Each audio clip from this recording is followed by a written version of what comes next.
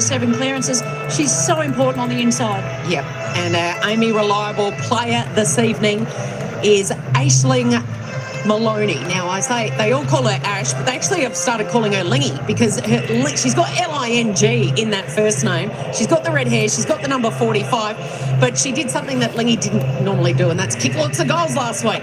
She's an outstanding player, Cal. I just love watching what Ash Maloney does. She just can find the footy. She's got an amazing burst of speed, unorthodox bounce, but she can finish like that and turn the footy over, over her shoulder like that. She can dash away from players who are chasing her. She's about 180 plus centimetres, Cal. So to see tall players with that level of agility and pace and speed, and I love the work she does up the ground and then deep down. She's the hard body work she does, and she just keeps learning and growing. And what an outstanding talent to have in this competition. We're so lucky. Yeah, apologies to Lingy if he's watching. He's probably here with his 3 boys tonight. I know he doesn't like to miss a game. It's incredible, the talent, the excitement that the Irish women continue to bring this competition. Yeah, they're so talented, Kel. There's 34 of them playing in the competition this year, and they're just outstanding athletes, and they bring such a wonderful awareness and agility to our game that I think there are some skills as well that we don't necessarily have in our game as well. So what a fantastic contribution they make to the AFLW. And what a contribution this team has made to AFLW. They really have been the talking point. It's mirrored the men's season.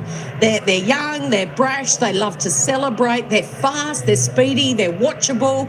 I'm not quite sure they're the Hollywood Hawks, but just the one change at selection. In comes Fellows and out goes Hipwell, who's rested because they're in the middle of this compressed fixture. They piled on 11 goals and absolutely thrashed St Kilda at Moorabbin last week. So both teams in good goal-kicking form. Absolutely, and the only blemish on their record, of course, as we see there, is to the Adelaide Crows. So you won't be too disappointed there, but even that performance I thought was pretty good. And these are the bolters for me, this team. The way in which they play their footy, very Brisbane-esque-like. They're at the contest first at both ends of the ground. They work super hard. They've got great pace. Their spread from the contest is exceptional, and they finish pretty well in front of goal as well. I'm really loving watching their rise up the ladder. Well, it's interesting you say they're Brisbane-esque because their brand new coach this season was an assistant at Brisbane last year, and Bryony Dawson on the boundary for us is with the Hawks coach Daniel Webster. Thanks for that, Cal. We were just actually talking about the weather. We've both got our thermals on here because you're used to 20 plus degrees up there, aren't you? Yeah, 100%. Getting down here, it's a bit fresh. So, but no, it's beautiful. Beautiful conditions. So, great stadium. Now, both you and Geelong coming off big, impressive wins last week. What have you been preparing for and expecting from the Cats tonight? They're a very good football side, and I've always been a big fan of how they play. And, it's going to be tough. Like, they're a good running side. They're a good contest side. They do everything well. They've got stars everywhere. So, should be a really good battle. And it is a narrow ground here at GMHBA. Do you adjust your game or style to suit the conditions? Not particularly how we play. It's more like there are some little adjustments we'll make, but it doesn't really change too much. Doesn't matter what size oval we've got. We're loving watching you guys play football this year. Fast running footy. Can we expect more of that here tonight? Well, that's the plan. We'll just see how we go. Awesome. Thanks, Dan. Cheers. Thank you. So the Brisbane-esque flavour doesn't just finish with the coach. They've got the captain, Emily Bates, was a Brisbane Lions premiership star, and Greta Bodie, who is a Brisbane Lions premiership all-Australian goal sneak. Goals, she knew how to kick them last week. She booted 6, so that's just the second time we've seen 6 in a game. Brooke Lachlan still holds that record with 7. Yeah, she was fantastic. Couldn't have missed last week, and there's a bit of a turnaround from her form in the first part of the season. She's only kicked 2 goals prior to last week's game, which is quite amazing given how prolific she is inside 50. What an addition she's been to this club, and last week was fantastic. Certainly was, and let's hope to see that continue on here tonight. You mentioned the Brisbane-esque flavour, led by Bates and with Bodie in good form, and their coach in Dan Webster having an immediate impact on this team. Opening bounce not too far away as footy fever sweeps across Victoria this weekend.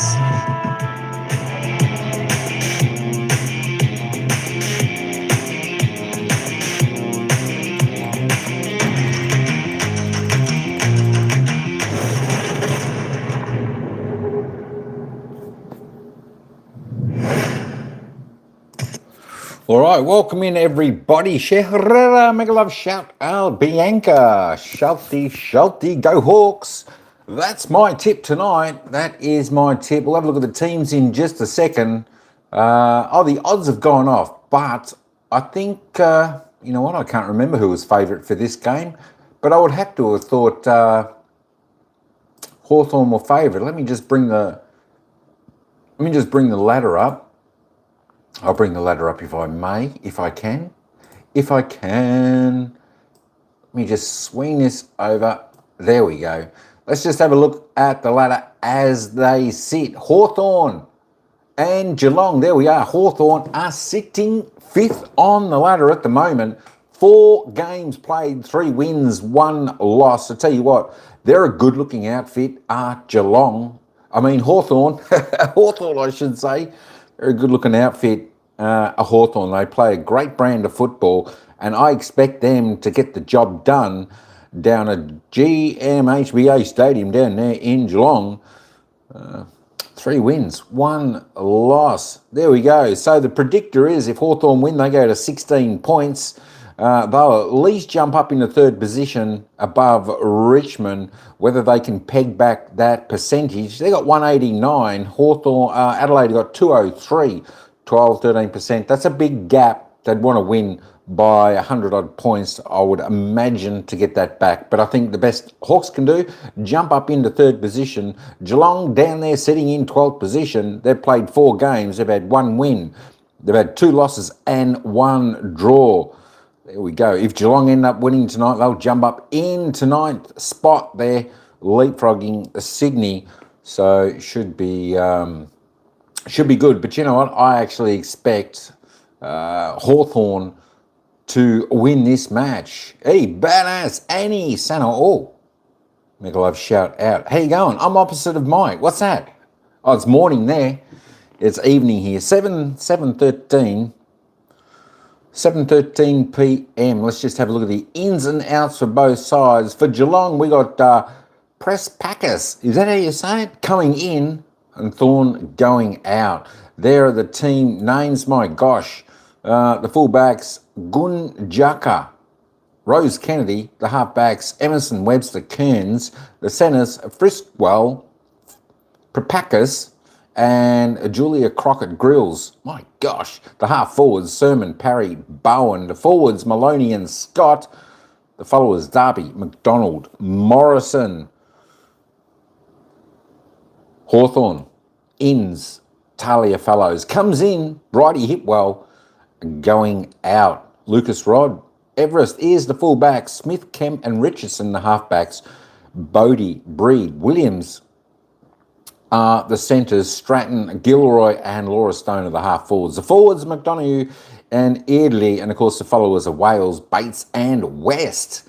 They are your lineups. They are the teams playing tonight. It should be a great game. They've always had a fantastic rivalry, these two teams, especially in the AFL, the men's side, and I think that's going to filter on down to the AFLW, the women's side. There we go. All right, folks. There we go. I tell you what, we're not too far away. Don't forget, put your vote in. Who's going to win this game tonight? We've got 8 votes so far, and of course, 75% have gone for Hawthorn. 25% have gone for Geelong, the Catters. All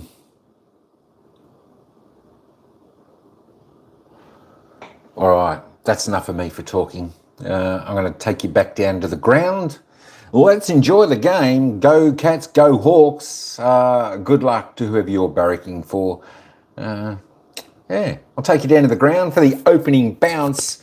The girls just about in their positions, and we're going to be bouncing the ball in just a moment. Let's take you down to the commentators. CEO of Golf Australia, and his daughter's a pretty handy cricketer, Shiloh Curtis, as well. She was also a pretty handy footballer, Callum. One that got away from the AFLW, you'd have to say. Annabelle Sutherland, of course, the Australian cricketer, Annabelle Sutherland. But it's all about these two, Cal. Jazz Fleming, Amy McDonald head-to-head today. Sitting on the bench to start. That is interesting. Maybe we're managing minutes. Coaching moves. Love it. Okay, so it means McDonald's gone to Emily Bates.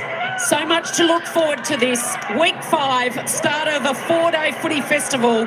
And this one live and exclusive on Fox this evening. As the ball wobbles around, Bowen fires out the handball. Gilroy. There's Bodie.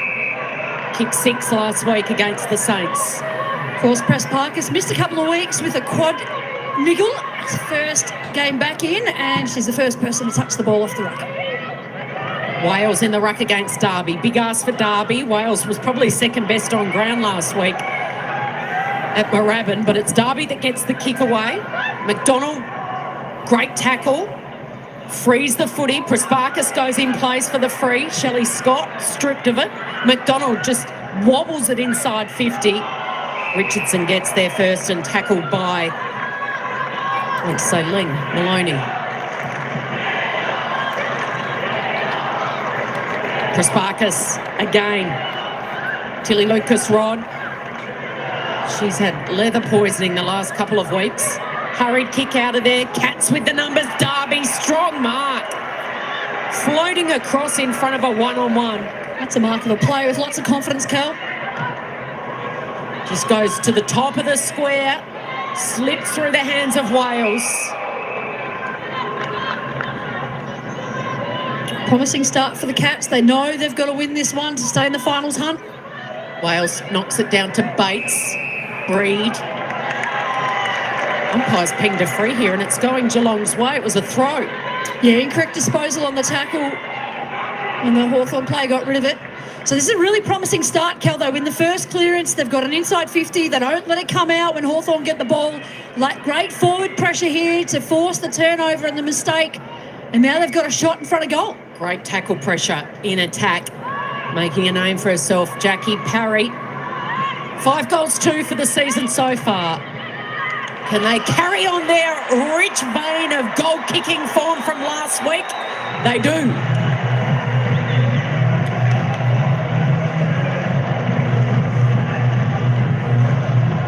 Well, the perfect start there, Cal, for the Cats. They got the first takeaway through Georgie Prasparkas. When they went inside 50, they're able to keep it there. And just the pressure here, you see the incorrect disposal there from Bates. Just a little tackle on the arm, forced the error.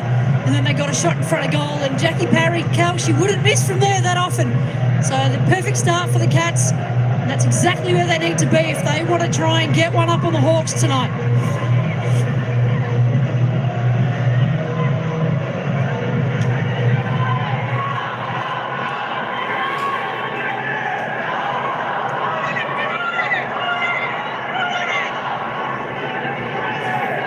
Prasparkas out of the centre again. Morrison caught by Breed. Brilliant tackle.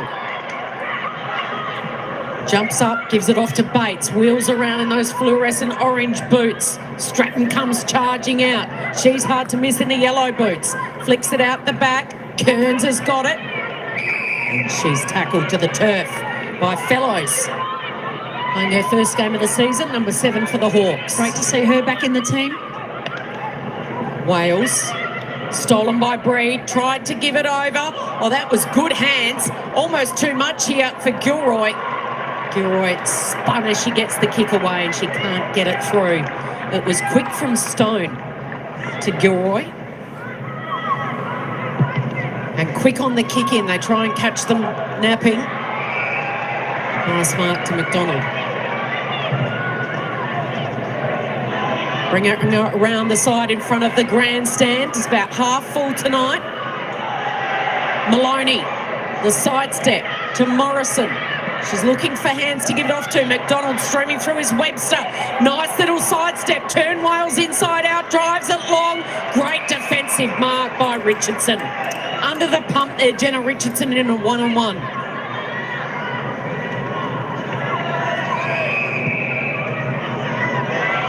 Peppering the sprinkling of fans on this very chilly night in Geelong. Great pick-up by Fleming to West. The give, the go, the spin, and now back to Bates. Sidestep, buys herself a bit of time, great vision. Tilly Lucas-Rod. Nicely. And a mark taken by Erdley.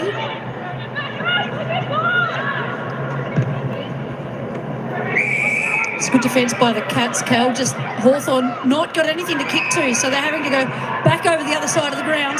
Look at them. Being able to get the switch going. And that kick just sat up there. The target looking down there was Williamson, but she couldn't take the mark, and well played by Emerson.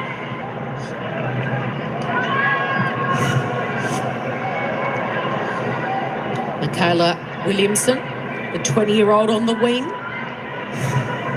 She's really crucial to the Hawks style. If they're to win, she brings that speed. Stevenson in the ruck. Quick hands fired out there. Morrison on a collision course with Bodie. Gets a kind bounce over the top. Bowen goes without it. Bodies on the line. Winning a free kick. And it's Nina Morrison. And that's what Morrison does, Cal. That inside work, head over the footy, gets lower and harder, just so smart. Here's McDonald with space, dashing forward. Can she hit her target, charging out? Couldn't quite, Maloney, but she steps around. She lines it up. She steadies from 25 metres out and she misses. I don't know any 180-plus people, Cal, that can turn on a dime like that. She is unbelievable, Cal. Love watching her play, and just the way in which she wrong-footed the defender, then she shouldn't be able to do that, but she can.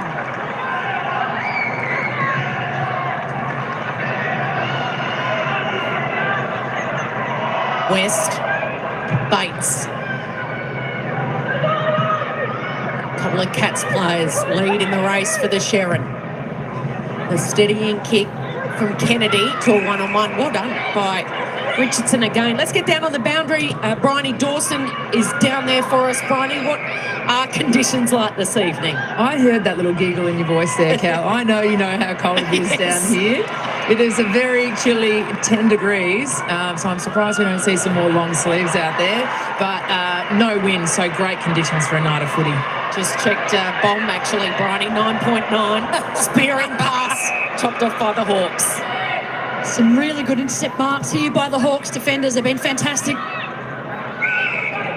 Spreading that ground, aren't they? Spreading, using every blade of grass out there. Pick up by Stone. Over the top, Stevenson on her preferred left. It'll be a bouncing ball. It should sit here for Ashmore. She's under the pump, needs the angle, and she works it beautifully.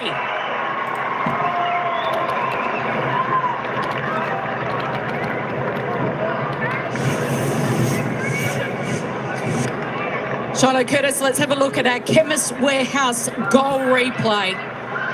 She's a goal sneak. She's done this plenty of times before in her career. Absolutely, Ashmore, just fantastic. Really, really smart, kept her feet so well then. But let's credit that goal to the defenders, the tall defenders there for Hawthorn. They've done a lot of work, weathered the onslaught, took some really good contested marks across that half-back line, and the way in which the ball came down. Lou Stevenson, the work rate by her to push herself and create the +1 in inside 50, just being able to get on the end of a loose ball and put it nice and deep to the hot spot. And Ashmore made no mistake. So playing on the wing this season. Got Georgie Rankin for company. McDonald. Picked up by Stevenson. Bates, handball, good. Stevenson, little dab down. And then the wide kick from Fleming. Stone wheels around and delivers. Sensational delivery. Put it on a platter for McDonough. Their foot skills and their running are just elite. Well, they're super fit, Cal, and just the body work, the strength in them, they can move fast and they're just so strong on the contest. Laura Stone, that was dazzling. Can McDonough open her account in Geelong this evening? She certainly can. She's in good goal-kicking form. Well, perfect response by Hawthorn after that early goal by Geelong. They've been able to put 2 on in just a few minutes. But it's the way in which they're doing it, Cal. Just lots of run, really great spread. And they work super hard. Their pace allows them to get a little bit of separation on their direct opponent, so they can just stop and steady and really focus in on their skills. And the way in which they're able to hit their target with precision, so reliable and predictable for each other. Fantastic start by Hawthorn. And it's probably why they're probably the team that's on the rise up into the top 4 even potentially, Cal, if they keep going this way. Anya McDonough with 8 goals, 5 for the season, joining Greta Bodie on 8-5 as well. And kicking big scores this team. They beat Carlton by 38. They beat Collingwood by 47. Lost to the Crows in Adelaide. And then beat St Kilda by 57, kicking 11 goals. Good hip and shoulder. Couple of veterans, Bates and McDonald. Meg McDonald goes to ground. Rankin surrounded by Hawks, flicks it out to Morrison. Can she create something? It'll go close to the line here. Curry. Lucas Rod comes off her leg. She was the last one to touch it. They were the last one to touch it, and a hurried kick inboard. Here's Georgie Prasparkas in a one-on-one. Nice little dodge and a weave was good by Elliott. Some versatility there, Cal. Happy to play really short, little dinky kick just to maintain possession. There's Elliott and Kate Kenny, that little one-on-one. Kate Kenny, another Irish woman in this Cats team. Lucas Rod, Ashmore.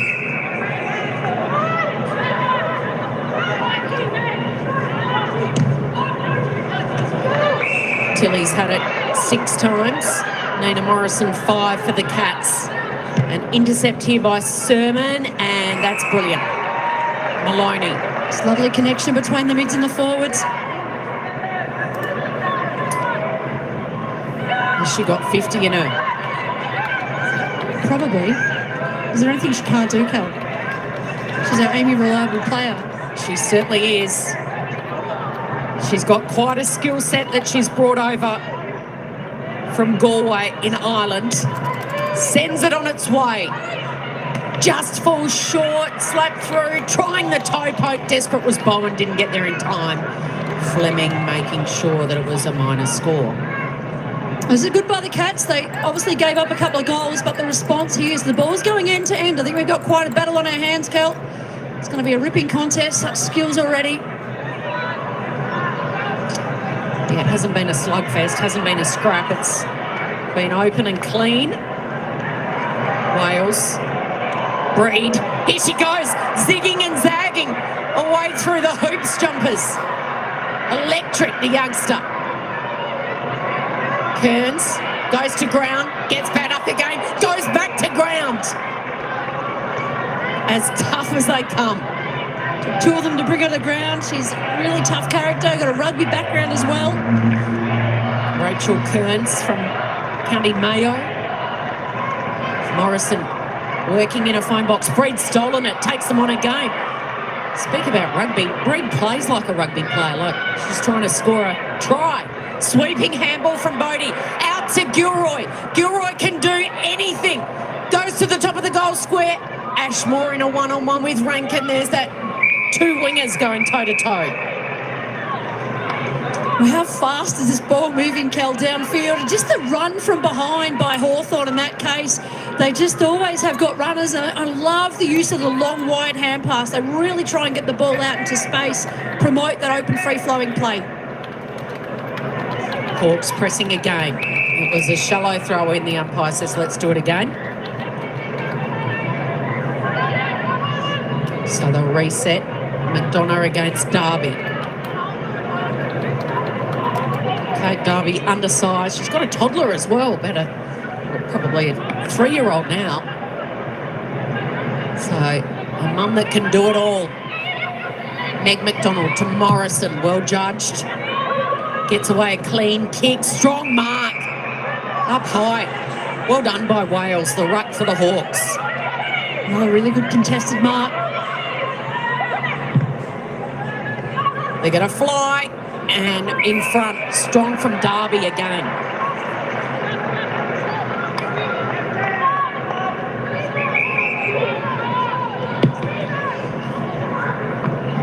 Maloney, long way from home. Awkward half volley, but Morrison makes it look clean and easy to Amy McDonald. Launches over the top. Here's a chance. Look at that little sidestep was perfect from Kenny, and the delivery even better to Scott. Going from one end to the other.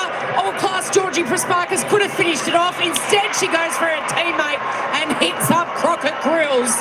And that is the best ball movement you will see in this competition. Kel, I'm almost crying. That was beautiful football. It just end-to-end play, just so open and clean. The connection, the craft between the Geelong players.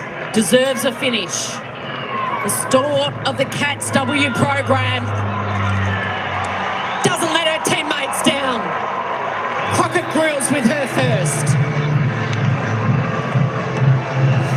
just love seeing beautiful football played, Cal, and that was just as good as it gets tonight. That end-to-end football, the way in which they traversed the ground from back to front, just a great response there by the Cats off the back of the momentum that the Hawks took away from them in the middle part of that quarter. Fantastic response, and just bringing all their big game players in that passage of play there. Fantastic contested mark there by Crockett Grill. She knew she had to take it, and then she knew she had to finish.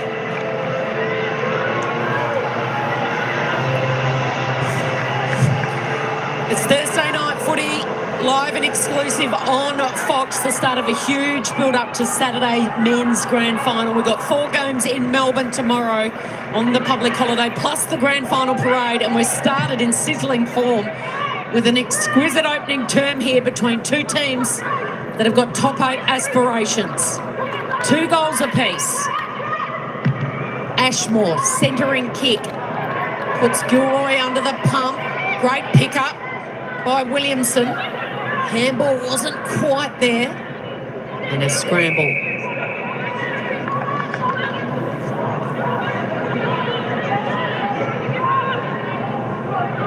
Darcy Maloney running with West. Here they go, Maloney's got it. Little handball up to McDonald.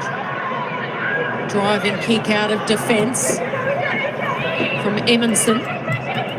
Ashmore tries to get through a cat sandwich. Wales, bunted down by Darby, breaking the tackle. Lucas Rod to Ashmore, over the top to West. Amy McDonald, look at that for movement. Wow, that was slick. Out towards Darby.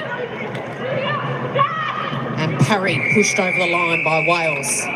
We've got the 2 most agile teams in the competition tonight, Cal. The way in which they are twisting and turning, getting around each other, and doing it with such speed. Fantastic. We're seeing a lot of balance, aren't we? Balance has been beautiful. The movement. Parry short. This is Kate Kenny. Over the top of her compatriot Maloney, and the Hawks now send it forward. They've got a couple of free here, attacking side of the wing. Ashmore flicked up. Lucas Rod, Stratton, well done. That was fierce by Crockett Grills, but the kick's gone straight down the throat of Wales. Bates. Hawks looking to build. Lefty. Made it tough for McDonough, their key forward.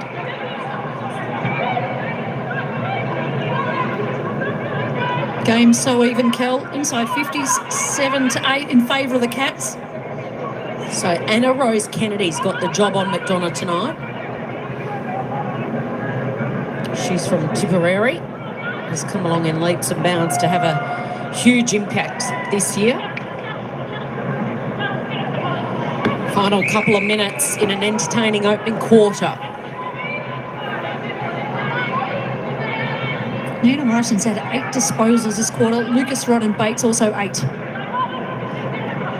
Bobbles around in there. McDonald breaks a couple of would-be tacklers. Unkind bounce for Maloney. Should sit here for the Hawks, and it does. Elliott collected. Maloney knocks it down to Parry. Here they go. Sermon, Maloney, Parry, the 3 of them running rings around these Hawks defenders, and the centering kick to Scott. Short pass is on. Can she get there? Not quite. Applying the tackle was Friswell. Couldn't quite take the mark. And a ball up. Very lucky to get away with that one there. Umpire gave her the benefit of the doubt. Zali Friswell. Here's Nina bursting through and banging it home. Cats have come to play.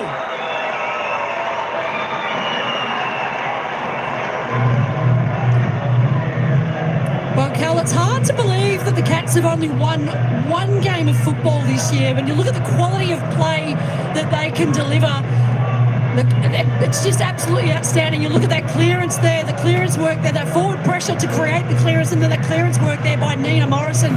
and the class of Morrison to be able to finish. Big game player she is. Tonight is a big game. They need to win to keep themselves in the hunt, and they're just doing an outstanding job tonight against a quality opposition in the Hawthorn team.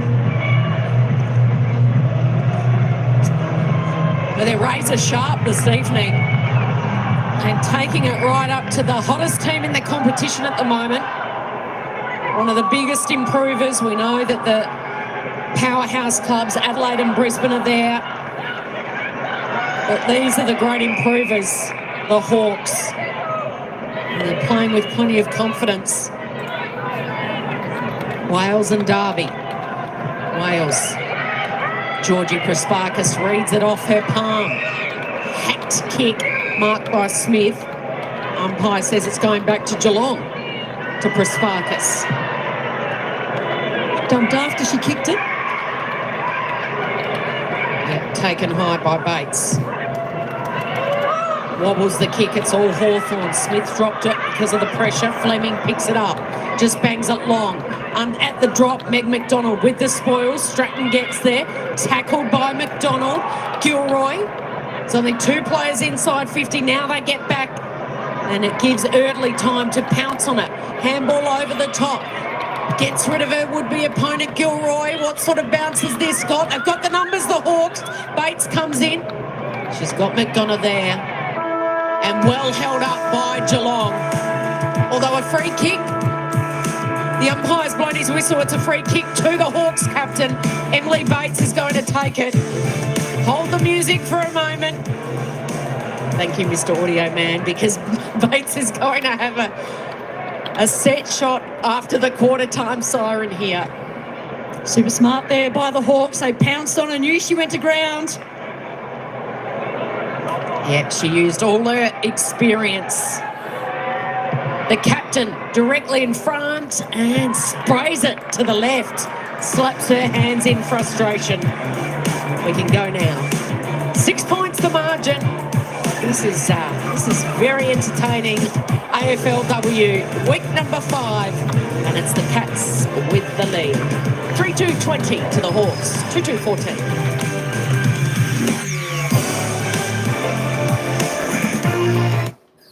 All right, folks, quarter time here at GMHBA Stadium, and I tell you what, folks, this game is absolutely incredible. This is an incredible game. Geelong, 3-2-20 leading the Hawks, 2-2-14. I tell you what, this is a bit of a surprise from Geelong. We knew the Hawks had come out firing.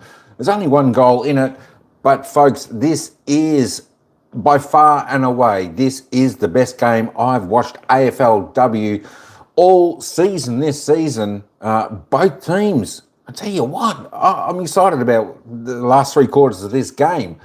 This is the best skill of football I've seen from 2 AFLW sides playing each other.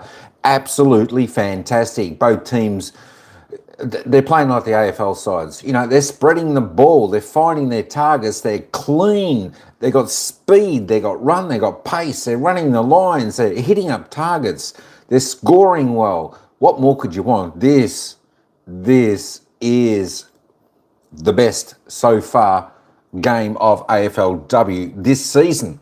So don't go anywhere. Jenny Juice, mega love shout out. Welcome in. How you going, Jenny? Thanks, Will.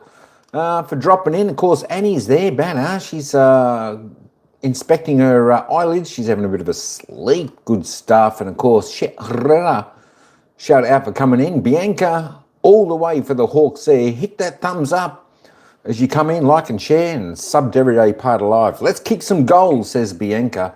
Thanks for that, Bianca. Yeah, it's a great rivalry these 2 teams have got, especially with the men's team. And I think that trickles down to the women's team as well. But I tell you what, folks, I'm excited about watching the rest of this game, and I hope you're excited about hearing this game as well, or if you're watching this live as well. This is the best set of skills I've seen from 2 teams playing each other this season. Let's just have a little bit of a look at the player stats for the match. Oh my gosh, this has got to load up. Let me try and reload this. The match disposals. There we go. Nina Robinson there. for the Cats, leading the way. 9 disposals, 6 kicks, 3 handballs, 1 tackle. And, of course, Emily Bates there for Hawthorn. 6 kicks, 3 handballs, 2 marks, 3 tackles, leading the way. Both those girls on 9. Who are you going for this game? I think, I think Hawthorn. I do like this Hawthorn side. I've liked them since I've watched them, this season. I just think they play a good brand of footy. I think they're a good unit. I think they're well skilled. I think they play, I think they're a fit side. I do actually like Hawthorn. The other couple of teams, of course, we know to go pretty well, North Melbourne, Adelaide and Brisbane. Of course, the other game, it'll be interesting to watch that over the weekend. I think Adelaide is playing Brisbane, so that's going to be another cracking game. But I tell you what, this is the best game I've watched so far, and I've only watched a quarter of it, of AFLW season. This season so far is this game. I think it could be a draw. I tell you what, it's a great game. It's a great game, Ryan. Amy McDonald there with 8, with Tilly Lucas Rod on 8. Then we drop down a little bit. 5 possessions. Ashley Maloney, Emily Everest there with 5. We'll have a little bit of a look at the goal scorers in just one moment. You got to go for the Cats in this one. That's all right. Yeah, you can go for the Cats. The Cats aren't too bad, as the commentator said. They're actually a little bit stumped that the Cats have only won 1 game this year, and just by watching them play, I concur with that. But maybe they've played the tougher sides when they get down, and play like teams like Footscray, Collingwood, etc. like that. They'll have easy wins over them. The goal scorers, all single goal scorers in the game so far: Jacqueline Parry, Nina Morrison, Julie Crockett Grills. My gosh, say that fast 3 times. All single goal scorers for the Cats. And of course for the Hawks, Aine McDonough, is that how you say it? Aine McDonough and Caitlin Ash Moore. They are your single goal scorers. All right, folks, let's get back down to the ground. And for the second quarter, we might catch a little bit of Daniel, the coach of Geelong. Half, leaving the back half, so yeah, good challenge. We'll let you get back to it. No worries, thank you. Good stuff. Nina Morrison leading the way with their 9 disposals for the Cats. Amy McDonald 8, Georgie Prasparkas with the 5. And for the Hawks, Bates 9, Lucas Rod 8 and Breed 5. Yeah, all the big ball winners came to play in that quarter. If they stay on track, Cal, they could all break the game, the disposal record. So prolific, both teams. We turn into the second turn. Breed head over the footy. Nina in hot pursuit. Nice little hip and shoulder. Breed with the tackle. Morrison in there fighting hard. It's a great matchup. Morrison and Breed. McDonald, skillful. Towards Parry, Smith, in and under. Holding the ball, free kick to Sermon. Well, the Cats gave her a chance to get it out and she didn't. Off to Morrison, having an impact, spearing pass, low. Off the leg of Richardson to Wales. Opens the door, an errant handball. Morrison goes in, tackles, won't break clear. Just to call out on Lucy Wales. Kel, her hands just so precise, so strong. Slaps it down there in the ruck, looking for Breed. Outside of the boot goes Georgie. Well done, Shelley Scott. Wheeled herself to the Sharon. Well, for all the forwards talk at the Cats, we talk Parry, we talk Maloney, we talk Shear, not in the team still. Sometimes I think we forget to talk about this player, her ability to hold the front spot, take a good contested mark. Shelley Scott. Look at those ageing legs, 36 years of age. And she really got them pumping to take that mark. Can she use that experience to slot the first of the second quarter? Straight over the goal umpire's head.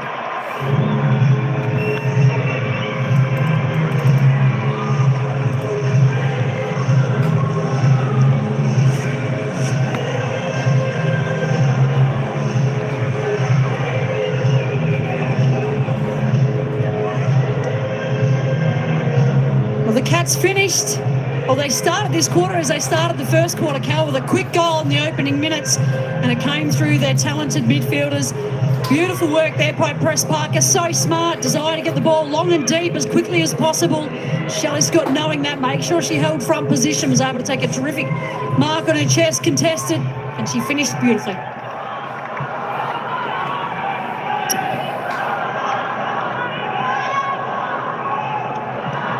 Wales again looking for West.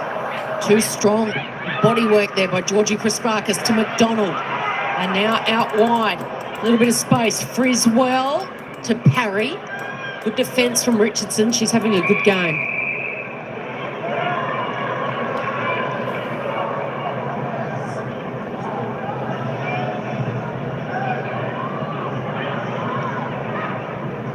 Breed, the don't argue on Prasparkas.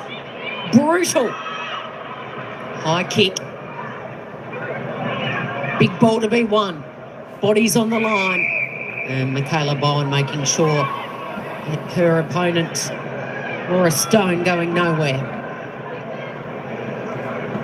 Wales slaps it into space. Bates and McDonald tussle. All the stats pretty evenly poised, Kel. Hawthorn have had a little bit more of it, but the Cats are squaring the ladder up in most of the other departments. Morrison curling kick over the head of Parry. Richardson got a hand to it. Maloney fires it out to Friswell. Bouncing ball. No, it doesn't. Shelley Scott gets it. Oh, this would just about be goal of the season so far, but she couldn't quite curl it back enough. Thumbs up. Good effort. 1 goal, 1 from Scott in the last couple of minutes. Remember Shelley Scott, the story of just about season 1, the individual story, the dairy farmer from Colac doing the drive in to play for the D's every week.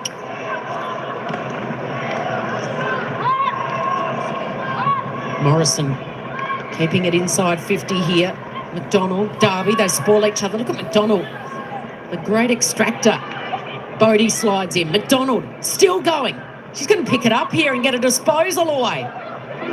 Incredible. Gilroy lost it. Gee, it's tough, hard footy. This is great to watch. Gilroy, she can do anything. Oh, what about the hip and shoulder from Smith? Charging in, she flashed in, got rid of the Cats' opponent, and Gilroy got the clean kick to Erdley. Awkward one, it should sit here for Bodie. Took an eternity to pick it up, opened the door for Bowen to tackle her.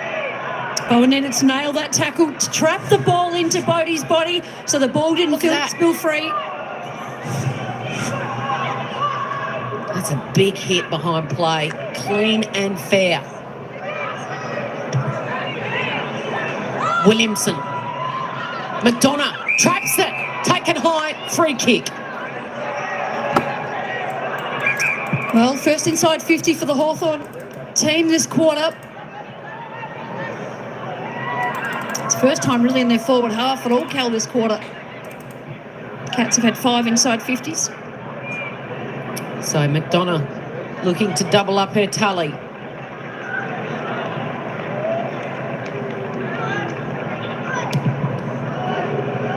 From Galway in Ireland all the way to a chilly Geelong. She's probably feeling like it's a heat wave out here tonight. 9 degrees. Absolutely. I think there's probably a few players out there who are very comfortable in these conditions, Cal.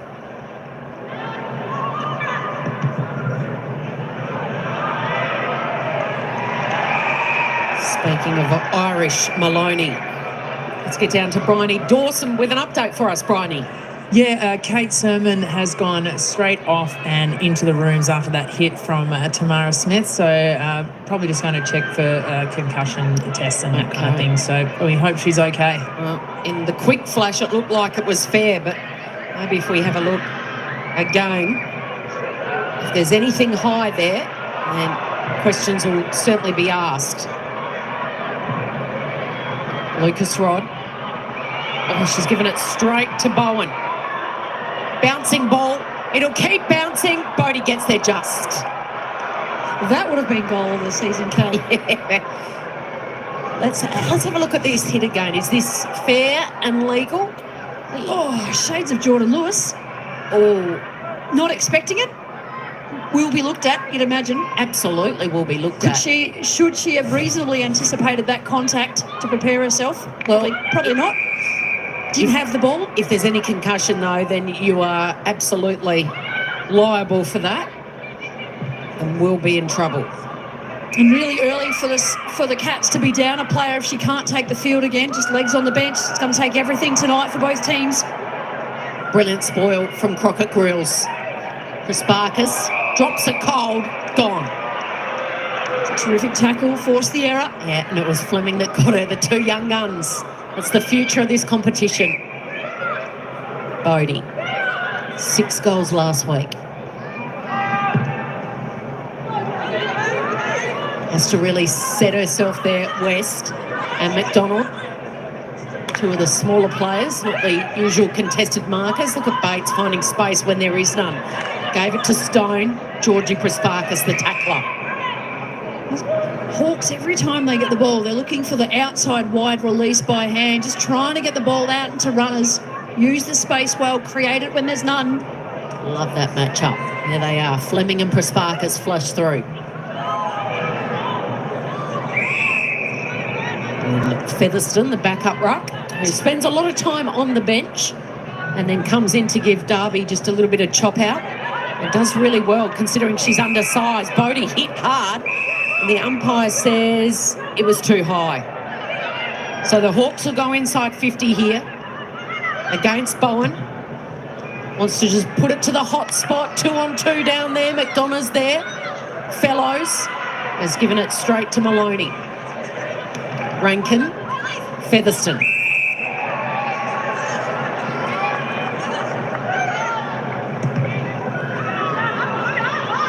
Parry sets herself, takes a nice mark. She caught it between her thighs. That's a mark, umpire. That's a mark. You would almost say that I reckon the ball just hits the ground at the last minute. Cal, there it goes. Oh. Yes. Okay. Bump ball. Featherston fires it out. Teams up well with Maloney. And the umpire says it's a free kick against Bates. Off the ball after Featherston got rid of it. Sets it up. Prasparkas backing back into the pocket. McDonald. She just can get out of any sticky situation. So too can Prasparkas. Loves it on the outside of the boot. There's no one inside 50. They've got the numbers if they can get it over the top. Running into the goal square was Crockett Grills down there. It was, again, a really smart kick by Prasparkas. Knew that Scott had the backside of the contest. Got it over the back of the top of them. Flicked down by Stevenson. Here's Prasparkas. And up and under. Shelley Scott will launch. Waiting at the back. Eventually they get their Crockett Grills. Had it, lost it, got to pick it up and spin out of trouble and go the toe poke. Can't get the boot anywhere near it. She was unbalanced and goes through for a rush behind. How was the pace there, Cal, when Crockett Grills just came through there just to open the space up? Both ends just so exciting. You think something's going to happen. That's a wobbler that's going to land in the lap of Georgie. What can she create? Such a clever footballer. Puts it out in space for Parry with the sit and the mark.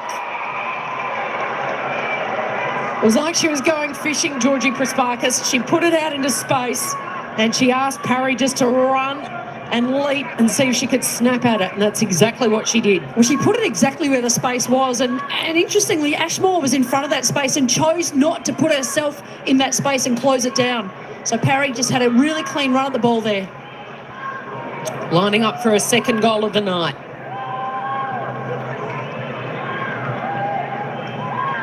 No real angle to speak of, but she just doesn't make the sweet connection she was after. Hangs it out to the right. So an opportunity to crack this contest wide open goes begging. Cats doing all the attacking in this second term. Morrison with a tackle. Here's Fleming. Almost stepped into trouble. Has a bounce. Takes them on. That's why we love watching her play. And look at the kick.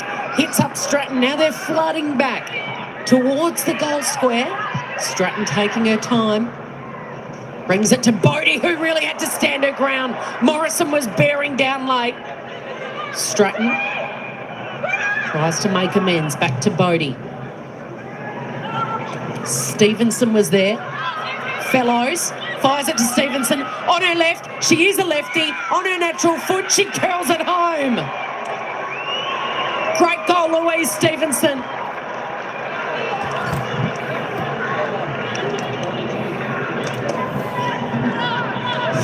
I reckon that might be her first goal for Hawthorn, in fact, Shiloh, because she hasn't kicked a goal this year. She's not generally up around the front end of the ground, Cal, so she'll enjoy that one. Didn't kick a goal last year. Well, good reward there for Hawthorn. They've been under the pump all quarter. Just their work, their first real foray downfield for a number of minutes. And the reason why that happened, Cal, why they got it inside 50 was they just did the work. They've got more numbers at the contest, at the fall of the footy on the half-forward flank there. They outnumbered Geelong 3-1 and they're able to win the football contested and bring it inside 50. And Louise Stevenson just had all sorts of space. So Geelong's defensive unit just broke their structure down there, and Stevenson was able to finish beautifully. Former Giants player who had just 4 goals to her name coming in. Bates. Smith into space. Stratton throws it on the boot. She's more high and hopeful more than anything. Hitting it hard is Kearns. Friswell makes Rankin really work for it. Turnover is on. Stevenson again, 1-on-1. Eardley, oh, and that's out of bounds on the full, is it? Came off her foot. That's unlucky for Anna Rose Kennedy. And you wonder, Cal, here come the Hawks. You saw at the very end of that last quarter, the Hawks got one after the siren. Geelong's done all the hard work. So Mackenzie Eardley, who hasn't kicked a goal in the AFLW. Gonna back herself in. Tight angle, stuck in that left forward pocket, misses to the near side. Worth a shot.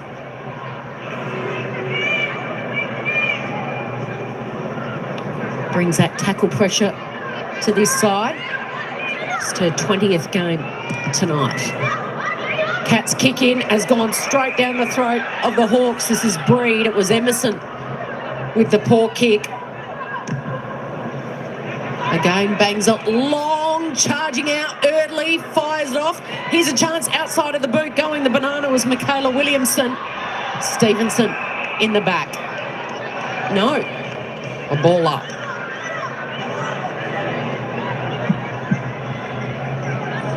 Launching up over the top illegally is Eardley. Darby will take it. Last line of defence.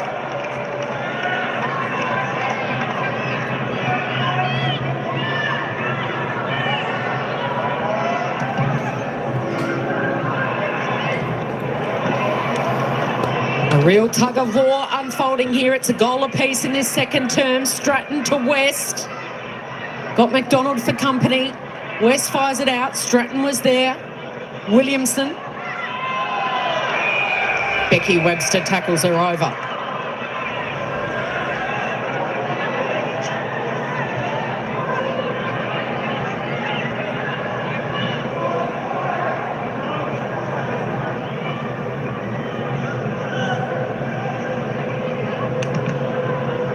Darby, you could hear the mics pick it up, a slap down.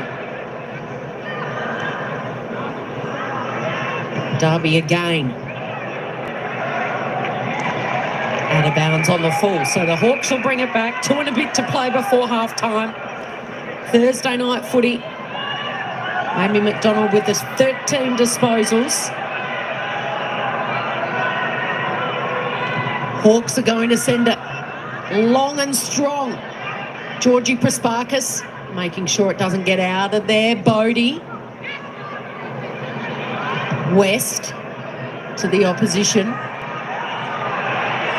Here's a chance for Maloney. Listen to the Cats fans in the grandstand. Cheer her on. They absolutely love her here.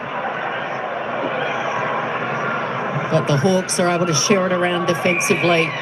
Lucas Rod Got Ashmore out wide. She's trying to own this wing. West. Spearing pass. Bounced off the chest of Eardley in the end. Here's a chance for Breed. It's a floater of a kick towards Stratton. Ashmore bearing down. Darby's got to be careful here. Does well. Gets it to Friswell.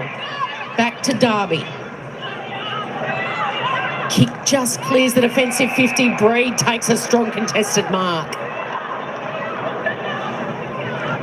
Matea Breed, the 23-year-old from the Tiwi Islands, just skirting the perimeter. Lucas Rod looking for Eardley, couldn't quite get there. Good defensive spoil from Meg McDonald.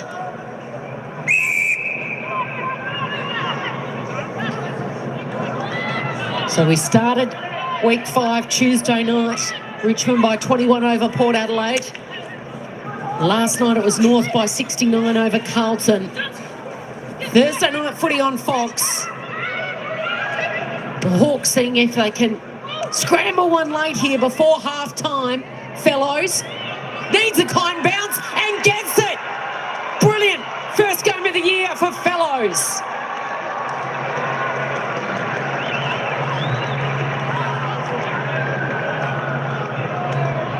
Well, after doing all the work, the Cats, they've let the Hawks back into this game. The Hawks just been so persistent in the forward half of the ground, lots of forward pressure.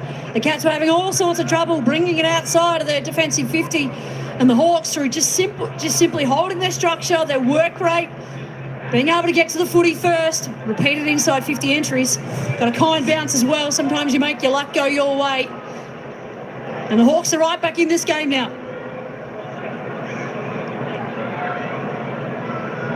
Just a bit of a problem here maybe for the Cats, Cal. Their leading possession winner on Amy McDonald, she's off the field. In fact, looks like she might be ruled out for the game. Let's get down to Bryony Dawson straight away, actually. Bryony, what's happened? Yeah, Amy McDonald, she'd come off a couple of times. She stayed off this time, and it looks like the right leg, either the right quad or knee, and they've just taped her up with ice. So I'll get an update at halftime and see if she's going to come back on. They've put the line through her name on the stat sheet, so she is gone for the game. That's a big out. That's a really big impact on the game for the Cats. And they've still got Kate Sermon, obviously, having a look at the concussion after the big hit that she suffered. So the Cats with a 2-point lead, but they've got one down, one out, their best player, Amy McDonald, for the rest of the game. Kate Sermon down, and the Hawks are coming. 4-6-30, Hawthorn 4-4-28.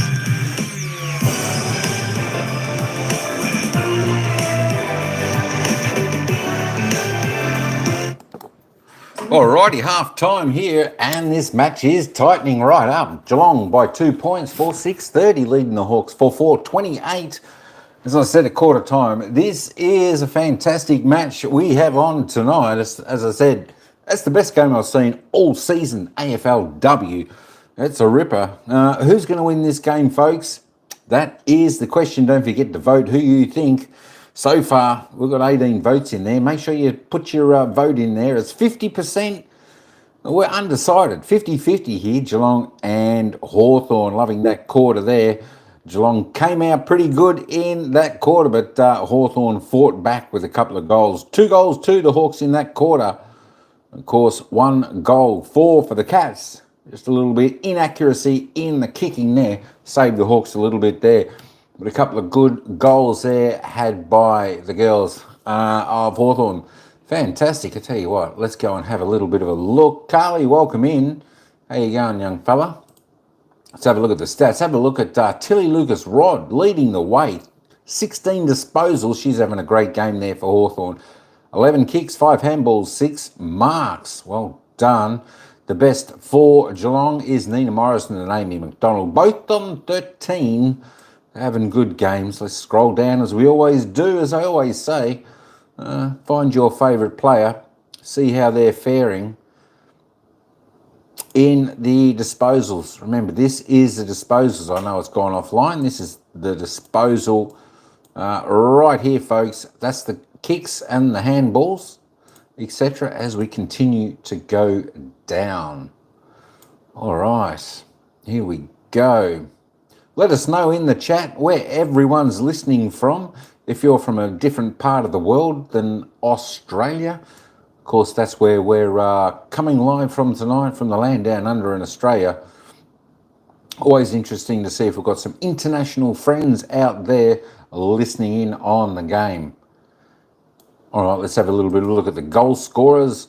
Still all single goal scorers, no multiple goal scorers for the game tonight. For Hawthorn, Louise Stevenson, Aine McDonough, Talia Fallows, Caitlin Ashmore. That's the goal scorers for the Hawks. And of course, for the Cats, Shelley Scott, Jacqueline Parry, Nina Morrison, and Julie Crockett. Grills, that is the goal scorers for the for tonight so far. My gosh, I'm getting my words muddled up. Fantasy points, if you play that game. Tilly Lucas-Rod leading the way on 61, Amy McDonald 59, Kate Darby 58, Nina Morrison 56. All the rest under that. Let's just have a quick look at the team stats since we didn't have a look at those at quarter time. That's the Hawks. I tell you what, well, there you go. That's surprising. I thought it was probably 50-50 in the disposal count, but the Hawks on top by 34. 18 more kicks, 16 more handballs. I tell you what, they are good at linking up the Hawks. Inside 50s, all pretty even there. The Catters, 17 inside 50s for 10 scoring shots. It's a good efficiency going inside their forward 50. And the Hawks, 18 inside 50s for 8 scoring shots. Disposal efficiency around the ground, 60% for the Cats, not too bad. Hawks exceeding at 70%. Free kicks, there's a few being given. There we go, 8-6. Cats 2 ahead on the free kick count. Have a look at the hitouts though. The Hawks are absolutely dominating in the hitouts, but the clearances, it's the Cats by 3. The centre clearances, it's the Hawks though by 3. And the stoppage clearances, well, it's the Cats by 6. Contested possession, let's have a look. Hawks by 5. Uncontested, Hawks controlling it a little bit better, 73-48. Turnovers, pretty similar, 21-19. The marks, well, they're grabbing the ball pretty well, the Hawks, 30-18. As I said, their skill level is super high in this game here tonight. Both teams going fantastic. Geelong, on the other hand, I tell you what, they're finding their targets inside 50 when they're going, and that's dangerous for the Hawks. The Hawthorn defenders are going to have to tighten up a little bit in that area. Let's have a look at the tackles now. The defence, 37-32, not too bad. Inside 50 tackles, 11-7, both going well in that department for the team. All right, let's get back and we'll just listen to a little bit of the story here from one of the Geelong players. But it quickly became a huge passion of yours. From playing on the ovals out the back that weren't good enough for the boys to play on, to now getting to call GMHBA Stadium home. You have absolutely no idea, but one of your biggest achievements will be being a part of a movement that wasn't there when you were growing up. And the barriers and stereotypes standing before young girls, stopping them from dreaming big, are now something of the past. I know it doesn't seem realistic for you right now, but dream big and then dream bigger again. Keep working hard and having lots of fun along the way, and let's make this dream our reality.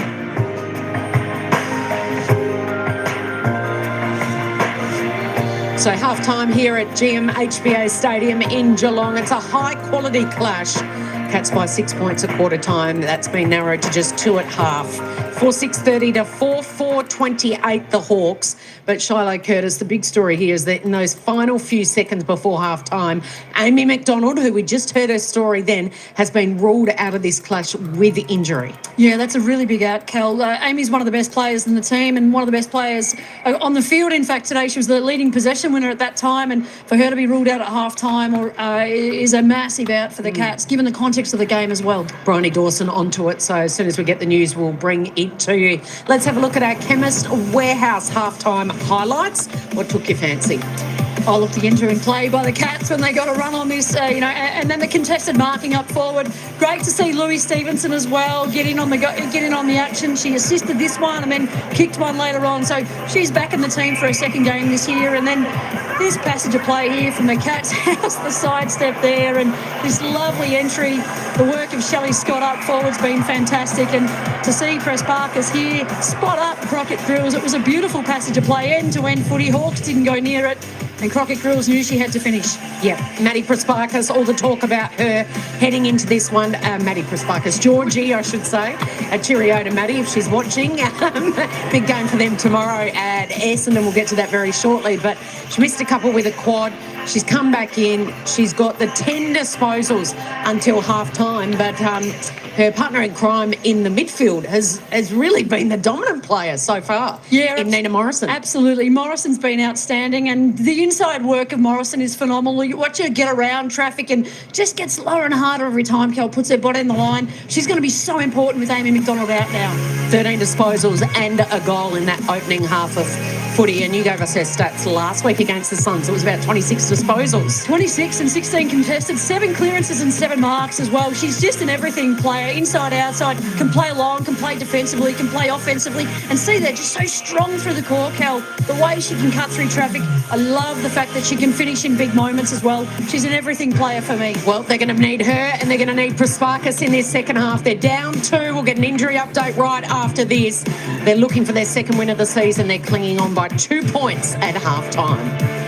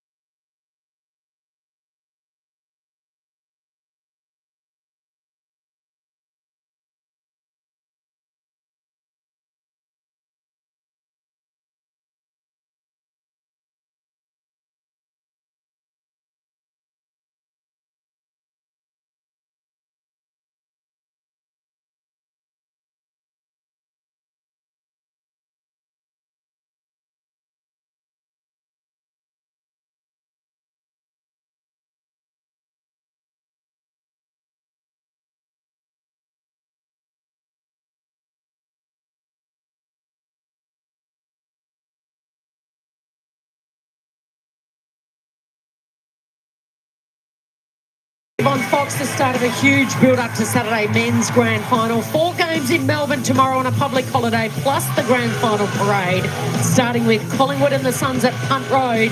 Get down from midday, then it is Essendon and Melbourne at Windy Hills. St Kilda and Freo finishing off with the Dogs. And the men's grand finalists, the Swans at Whitten Oval tomorrow night. Some big injury news for the Cats. Let's get down to Bryony Dawson. That's right, Cal. Massive injury news for the Cats. Amy McDonald has been ruled out for the game with a hamstring injury. She's coming on and off the field throughout this game, and also last week as well. She was getting work on that hamstring, so it could be a reoccurring injury there. And also devastating news for Kate Sermon, who will take no further part in the game either. After a massive bump from Tamara Smith, she's gone out under the concussion protocols. She was visibly upset in the rooms after the game and didn't join the team at half-time. So pretty devastating injury news for the Cats there. Hip and shoulder from Tamara Smith. She'll spend some time, you would imagine, on the sideline, Shiloh. Yeah, certainly will be looked at, given the fact that Sermon can't take any further role in the game tonight. So a big hit, wasn't expecting it. Hawks haven't led since the 6-minute mark of this first term. It's been all Geelong since that. Led by as much as 15, but they're down 2 on the bench and the Hawks are coming. Bates, Wales, stolen by Morrison. Driving kick to centre half forward. Parry slaps it down. Lucas Rod. It's an awkward handball in the end. Put Bates under the pump. She's surrounded by hoops. And Maloney making sure that it's stuck in there. So Maloney's playing in the middle to replace McDonald, and you'll watch the Cats try and keep the ball on the inside because the Hawks are so good on the outside. Breed, Bates. Bounce, clears Gilroy. Well trapped by McDonough. Wheels around on her left. Scrubbers it to half forward. Stratton tries to keep it locked in there. Webster, dispossessed. McDonough going nowhere. Tackled by Friswell. Anya McDonough with a goal to her name so far.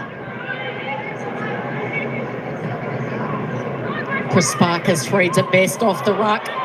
Play on, says the umpire. Dumped. Bates teaming up with her Brisbane Lions premiership teammate.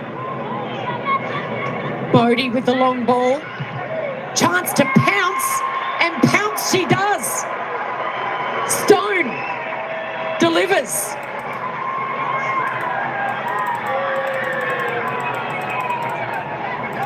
Well, some sloppy work there by the Cats defenders. Let the ball go through.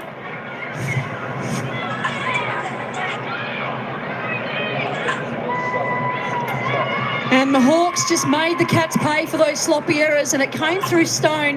It's their first ever goal in AFLW.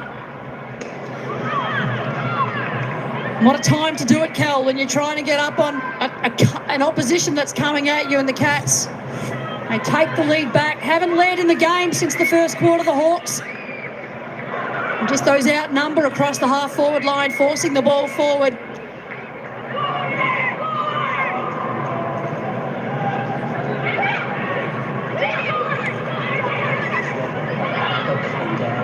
Cats through Derby. Now Maloney. Bowen. Maloney. Bowen. Steps back in. Shanks the kick. Makes it difficult for her teammates. Lucas Rod pounces. Stone. Certainly not stone cold, although it is only 8 degrees in Geelong tonight. Should be... blood would be pumping through her veins at the moment after just kicking her first AFLW goal. Eardley. That's a great kick into the pocket. McDonough got caught underneath it. Good recovery to Gilroy. Oh, the Irish women showing how to get it done. She's grabbed at her left knee straight away. And she's one of the best celebrators in the game. So you know she's definitely hurt herself and one of the toughest in the game. Well, again, just a quick ball movement there by the Hawks. They know that the Cats are 2 down on the bench. Here's our Medibank mind-blowing moment. I just mentioned it's pretty chilly, 8 degrees, but the Irish women saying, We play in these conditions all the time back home. McDonough, the recovery. I'm not sure it was officially a handball, Shiloh Curtis, but it was a pretty good goal no matter what. Let's hope that knee's okay. Well, she's staying out there, Cal, so that's a positive sign. You generally know if you can or you can't. Gee, she's a player. She's so dangerous. Slick, beautiful long boot. Have you seen her in the warm-up? They put it on social media last week when they do the, what do you call that, Shiloh? When Practicing your tackling? Yeah, the tackling skills. Yeah, she was tough. She went through all these players and then she ended up getting one of the male trainers to come over to give her the tackling practice. It was extraordinary. She'll be in UFC after this. How she didn't bust her shoulder doing it. Here go the Hawks again. Slap down. Gilroy wants it. Stone didn't see her.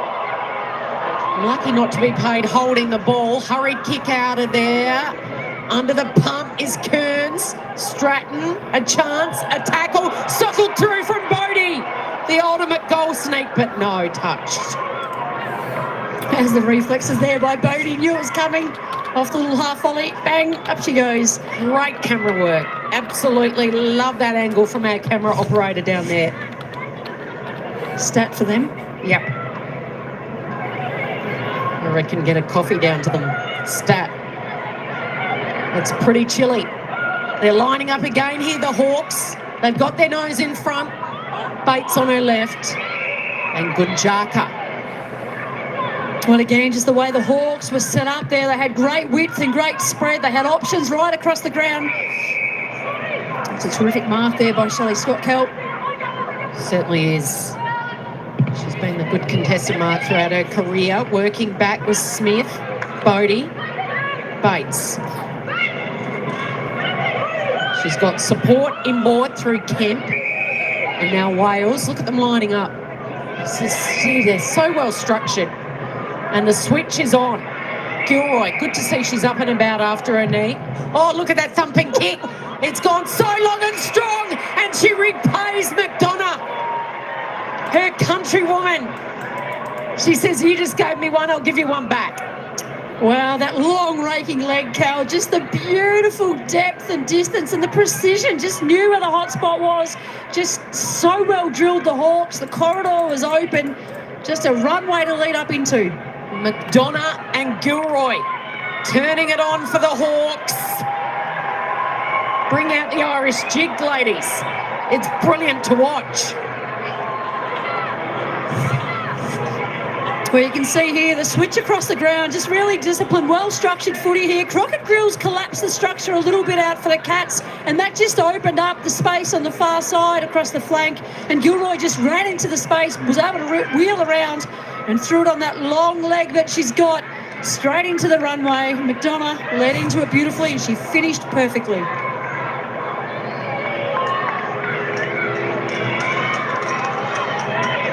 Hawks have had 36 disposals this quarter. Geelong just the 10, so just a dominant third quarter here for the Hawks.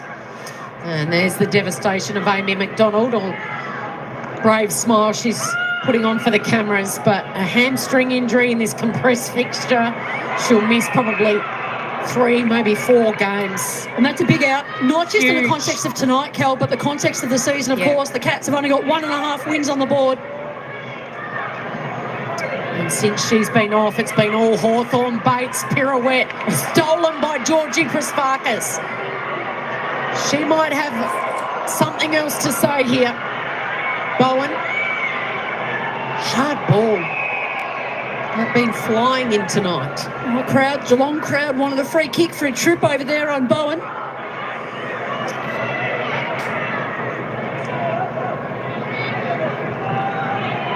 Darby, Breed, Bates. Eventually, no, doesn't get it to Erdley. Smith, who'll be in hot water for the off-the-ball hit on Sermon, has left her concussed. She's out of the game, Kate Sermon. So too is Amy McDonald with a hamstring injury. The Cats did all the attacking in the opening half. They led by 6 at quarter time, by 2 at half time. But now with 2 down and the 2 Irish stars dominating up forward, there's a sorry state of affairs there on the bench for the Cats. couple of quick goals to Gilroy and McDonough, and they're 17 points clear. That's a high tackle. And just shows the impact, Cal, of, Amy McDonald through the middle, just racks up possessions, and she's such an inside ball winner, and being able to extract the footy and get it to players like Morrison and Press Parkers. Since she's been off, the Cats have all but stopped.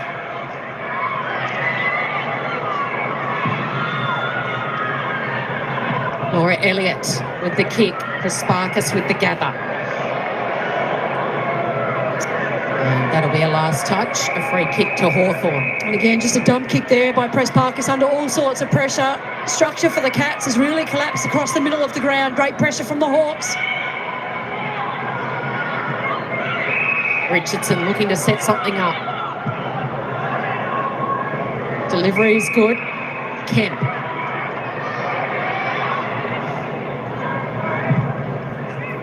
Doing all the attacking in this third turn, and Georgie stops what could have been another mark and goal for the Hawks, who've really got their foot down. Big fly, parry. Plenty of time in the air. West, eyes for the footy. That's a brave mark, going back with the flight.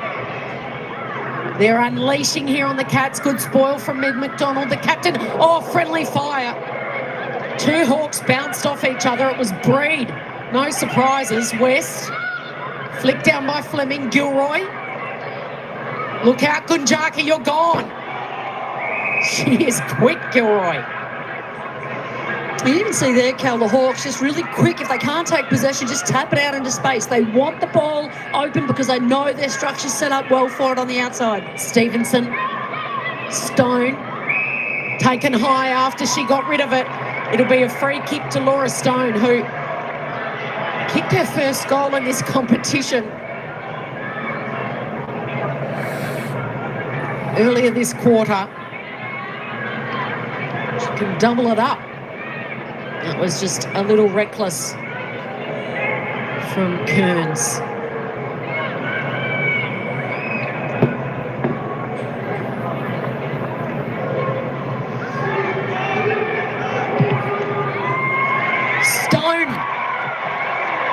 Is red hot on this cold night.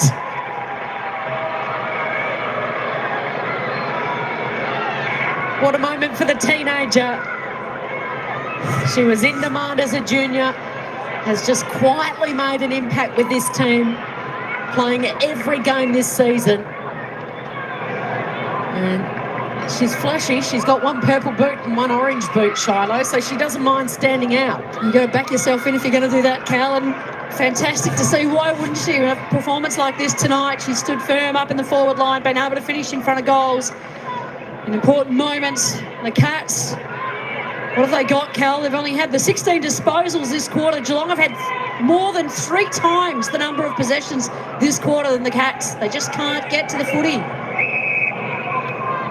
Just had a massive impact on this contest, the 2 outs. Cats have only had 4 disposals in their forward half. Fourth quarter. Fleming, caught. Doesn't happen often. Play on advantage. The Cats take it. Webster. Shelley Scott. Back to Kenny. One-on-one contest in the pocket. Parry and Richardson. Word on Richardson. She never gave up. Played that perfectly. Let Parry take possession, then just tackled her down really, really carefully, not give away anything. Vice captain of this team, Jenna Richardson, and showing why. A key down back. Got her hands on the Sharon here. You see the numbers there, Cal. As soon as the Geelong forward gets the ball, 3 Hawks just pounced on her. I don't want to get that ball out at all. Just so disciplined, the Hawks. Parry in the ruck, a mismatch. Wales flicks it out to Bates. West racking up the disposals. Featherston and McDonough in front. Knocked off it. Nice little pick up, quick hands by Rankin. Off to Featherston. A wobbler, but it might come off here. As soon as it hits the deck, Bowen was there. Charging out was Elliott. It'll come back in. Bowen around the corner. There's no one home. Parry tackling Wales. She didn't have it. Crowd's getting restless. That's just a pressure and frustration error there, Cal. Every time Parry goes near it, she gets no space at all.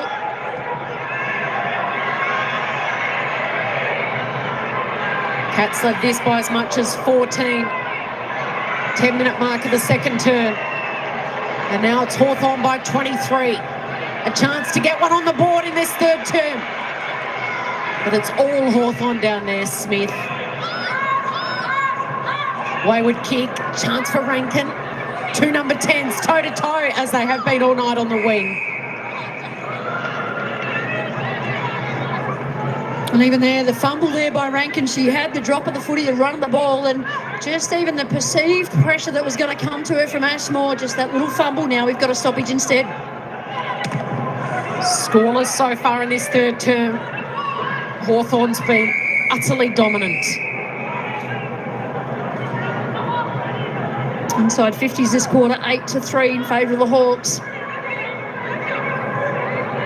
So the Cats back here on Tuesday night. They'll host Fremantle. 7:15 p.m. School holidays. Plenty of families down the surf coast. Fleming, Bates, Fleming, hurried kick. Stevenson drops it down low. West makes sure it's going nowhere.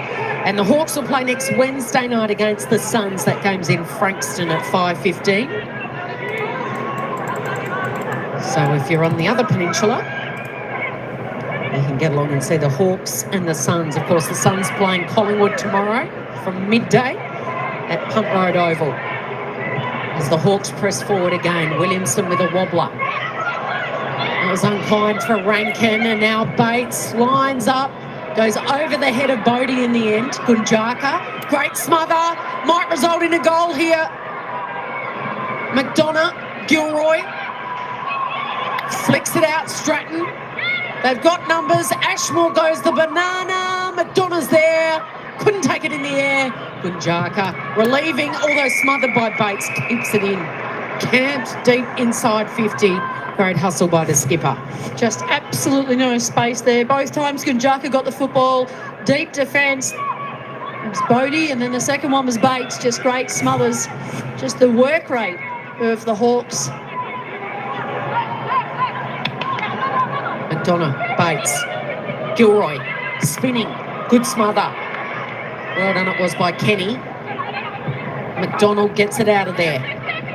Rankin the juggle to Gunjaka. There is just no room to move. Bates pushed her off it, stole the footy, feeds it back to Ashmore. Going nowhere.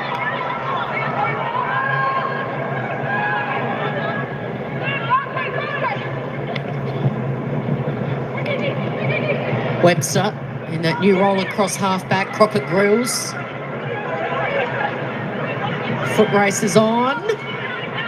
And Maloney with the toe poke over the line. Free kick to the Hawks. Smith gets it moving.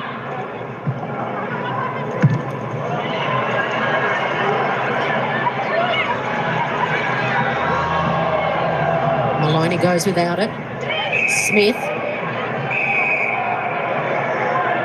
Free kick to Geelong. 3 minutes left. Can they get a goal before three-quarter time, their first of this term, and give them a bit of hope in the final term? It's repelled again by these magnificent Hawks. Stevenson caught by Featherstone. Now they can go. Crockett Grills wedges an up and under. Maloney. Too strong, too big for Kemp. Well, she kicks this, Cal, and margin's just a little bit more doable in the last quarter. They're not out of it if she kicks this. Context of their season, you think this is just there's so much riding on keeping within striking distance of the Hawks in this game. She was a Players Association best first-year player last year. Backing up in her second season from Tipperary. Got an Irish woman dominating at one end and an Irish woman dominating at the other. They're back in at the Cats.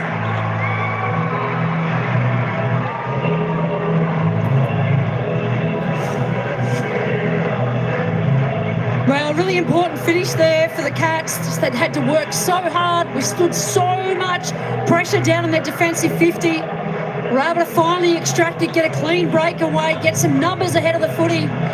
Terrific contested mark by Maloney. She finished beautifully.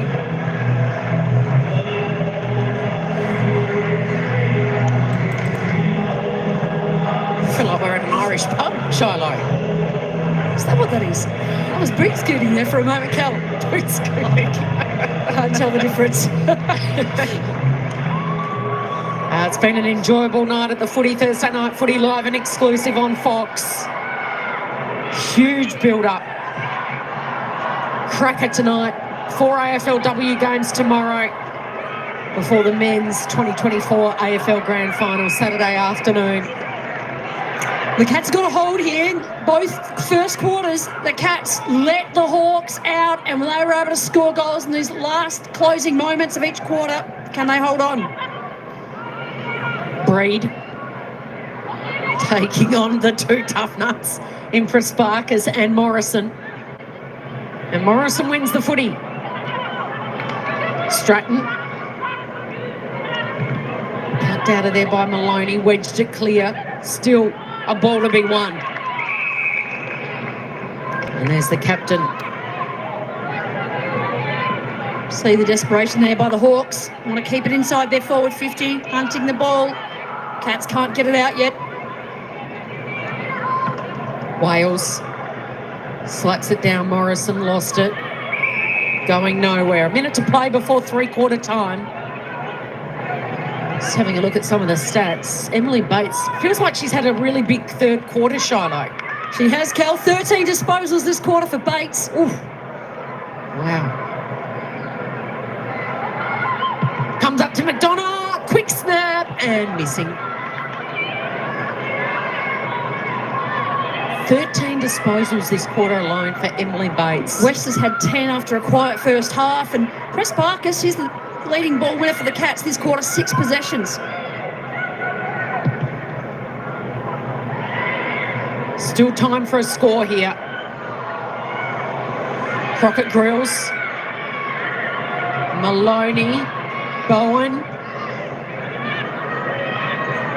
Can they produce something? Parry with a tackle, and so too Kate Kenny. It's better by the Cats, just locking down in the last moments of this quarter. They conceded the first 4 goals of this term. Hawthorn got out by 23 points after Geelong led by 14 in the second term. Plenty of momentum swings.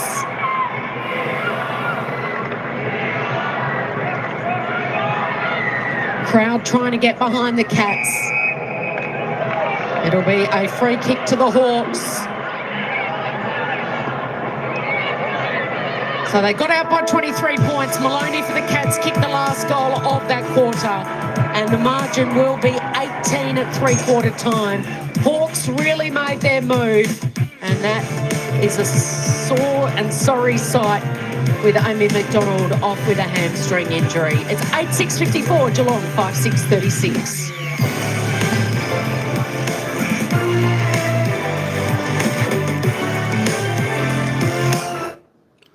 All right, three-quarter time, and I tell you what, didn't the Hawks come out firing in that third quarter? Hawks putting on 4 goals too. It was a flurry of goals early, and the Cats finally got one back. Put on 1 goal in that third quarter. It's the Hawks by 18 points, 8-6-54, leading the Catters 5-6-36. I tell you what, it's still a great game here.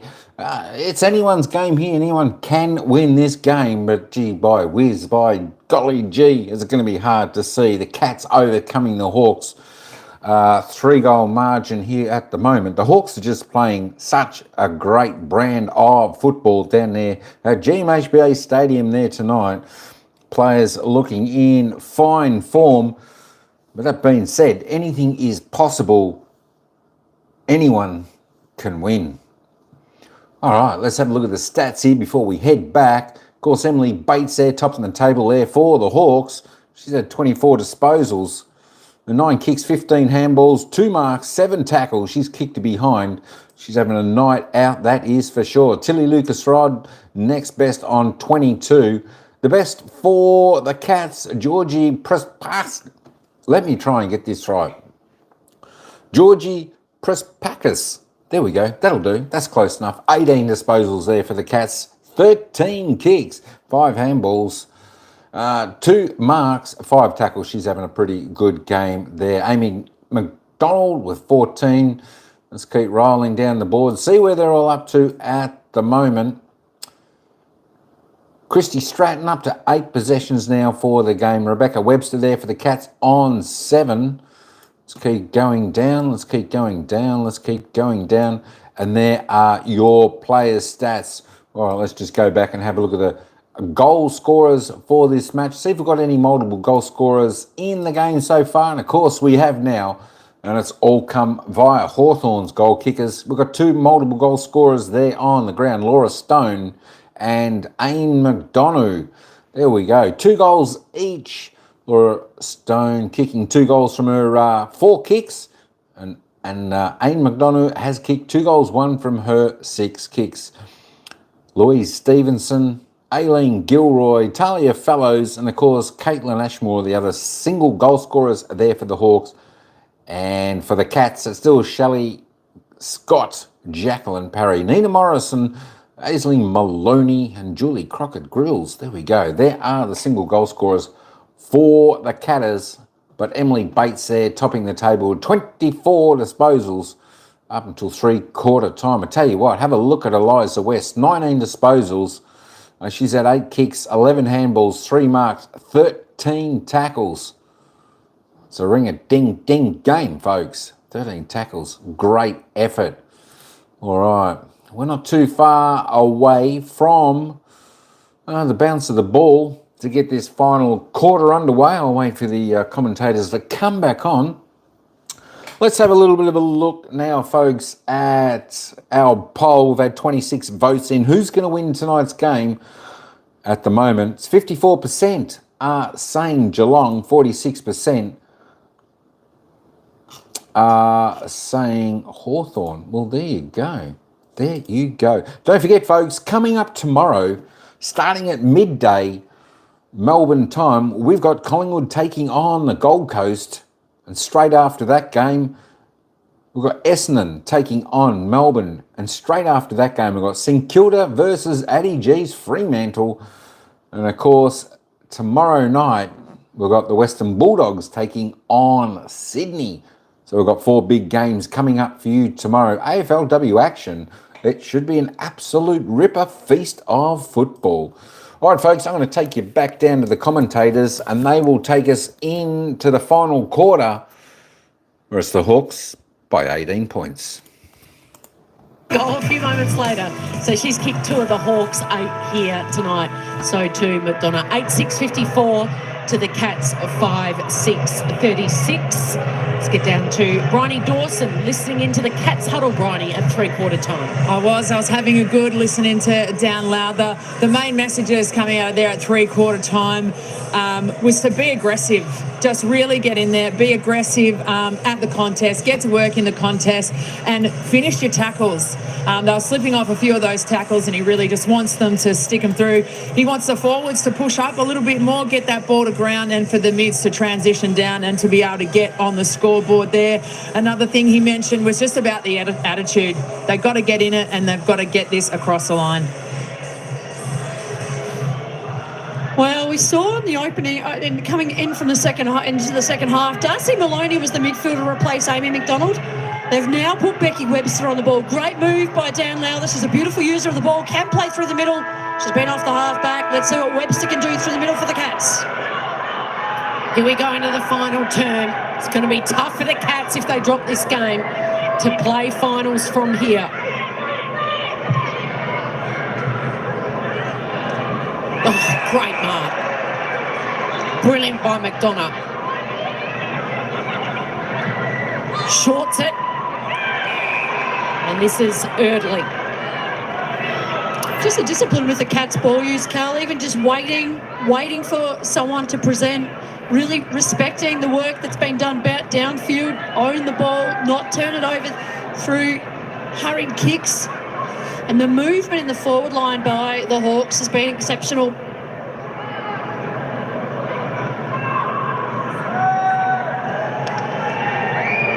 Mackenzie Erdley to add her name to the goal kickers. It's got there, and it's her first in AFLW. And look at what it means to her. Popular figure. They call her Big Mac, and Big Mac's enjoying her moment right now.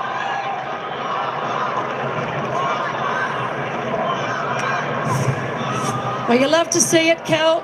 And, of course, the ball comes inside just through some hard work by Emily Bates there. It goes nice, long and deep.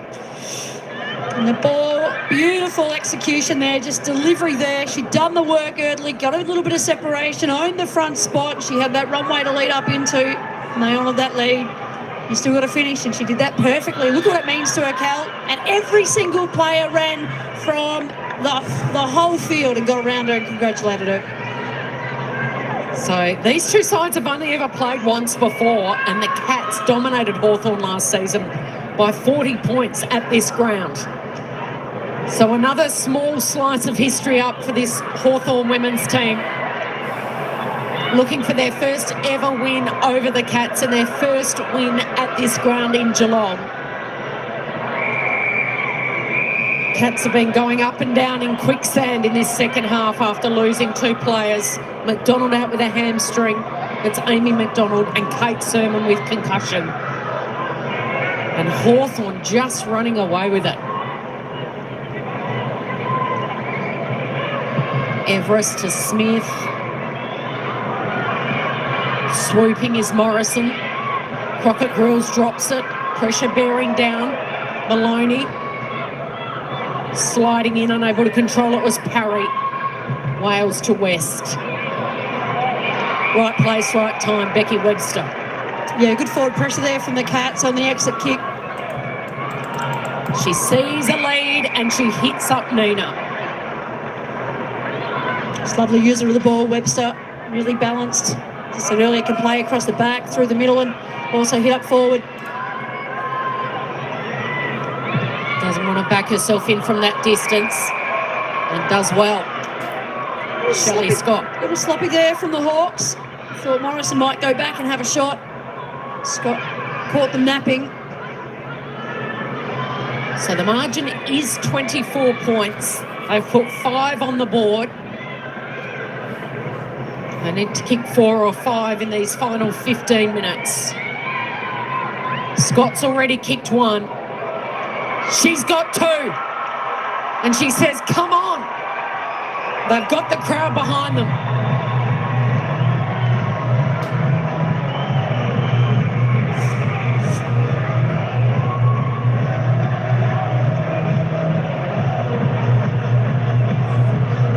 But who better to work through across the middle there? Becky Webster, of course, and then she hands off to Nina Morrison. Beautiful user of the footy. She knew what was going on upfield, saw Scott come, saw the Hawks drop off there, and just beautiful execution. And then, of course, Scott to finish.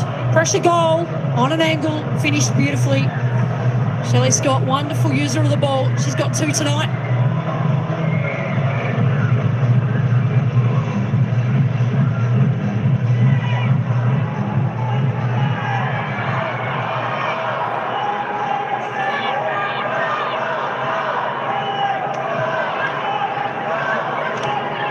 Fleming, bursting away from Prasparkas. Gathered by Gunjaka.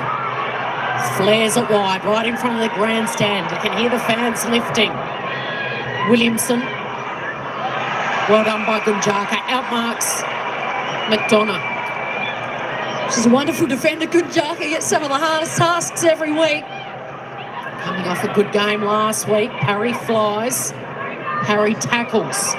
Webster. Can they lift? Maloney. Quick hands to Prasparkas. Loves the outside of the boot. Sets Scott a task. She's kicked 2. She's going to take on Kemp. She's playing for the free. Fires it back. Crockett Grills comes in to help. Webster wants to get on her left. Runs into something, comes back to Maloney, fires it off, and then an unbelievable goal kick by Maloney. Can you believe it? Is there anything this woman can't do? A moment of individual brilliance. Well, look at the team play here, Cal. All the big names involved in that passage of play. Webster, Maloney, to Maloney. And Aisling Maloney, she finished beautifully over the shoulder. That is a 40-metre kick for goal, Cal, off the boundary, off one step. Just fantastic work. If they get up from here, I tell you what, the Irish pubs in Geelong should say free beer all night, free Guinness all night. Is that where we're off to after the game, Cal? Anything to get us warm. It's 8 degrees in Geelong, but it's a sizzler of a contest. They won't be denied, these cats. Darby, Webster, caught by Fleming. Breaks free, Ashmore. Beautiful work. And the look-away handball out wide to Gilroy. Speaking of Irish women, they put on a show for us here tonight. Eardley rather. Eardley's taken the mark. And after kicking her first goal in the AFLW, can go back, kick her second, and just a bit of breathing space between these two sides. We'll talk about pressure moments. The Cats are coming. They can slow the momentum right now. Loved a celebration for her first goal. What she got in store. If she can slot through her second. Pressure moment, pressure kick. She's up to the challenge.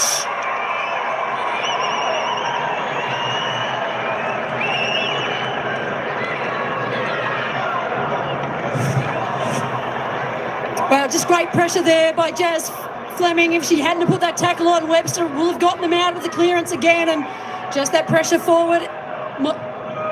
Gilroy saw what was behind her, not much. So they just turned around that long leg of hers, put it to the hot spot again, and just early, too strong on the corridor. And she had to finish, and she did beautifully. Gee, they've unearthed some players tonight. Some young guns, Laura Stone with 2 goals, and now Mackenzie Eardley, who came through the Dandenong Stingrays, has got 2 goals to her name. And look at those numbers there, Cal. All the scores, the centre bounce. The Hawks have dominated scoring from the centre. 2 goals each to start this final term. Eardley again. Breed, tackled, holding the ball. No, umpire says play on. Comes out to Ashmore. Which way does it bounce? McDonough. Bates fumbled, pressure closing in Kearns. Gilroy under pressure, snaps, sits here. Stevenson couldn't quite hit up Bates. Stevenson will go again. She's a lefty. She's already kicked one, and guess who? Laura Stone lining up for her 3rd goal of the night. Well, if you don't mind, Cal. Really clever kick there by Louis Stevenson as well. Just didn't overkick it, put it to the hot spot. The 18-year-old from Listerfield for her 3rd goal in just her 5th game. What a way to announce yourself on the big stage on Thursday night. Laura Stone.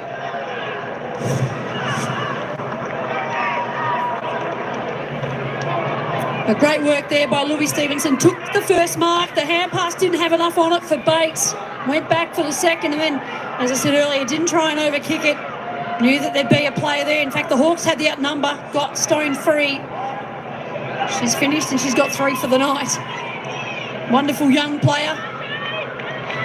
Well, we thought they had Breed and Fleming, and suddenly a couple of others have bobbed up.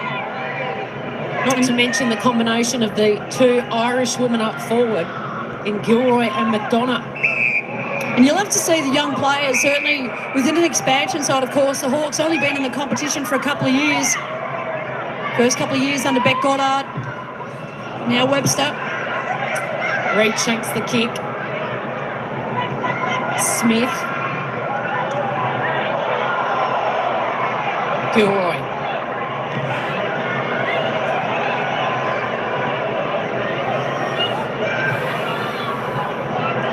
Gilroy always goes hard. Stevenson, Webster. Hurried kick down the line. Maloney. What a game she's put together.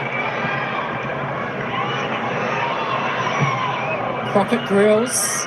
Caught behind in that contest was Parry. Richardson's a strong mark. Ashley Maloney's 14 disposals tonight, Cal. Not bad for a tall lead up forward. With 2 goals to go with it. One of the best we've seen in the comp so far.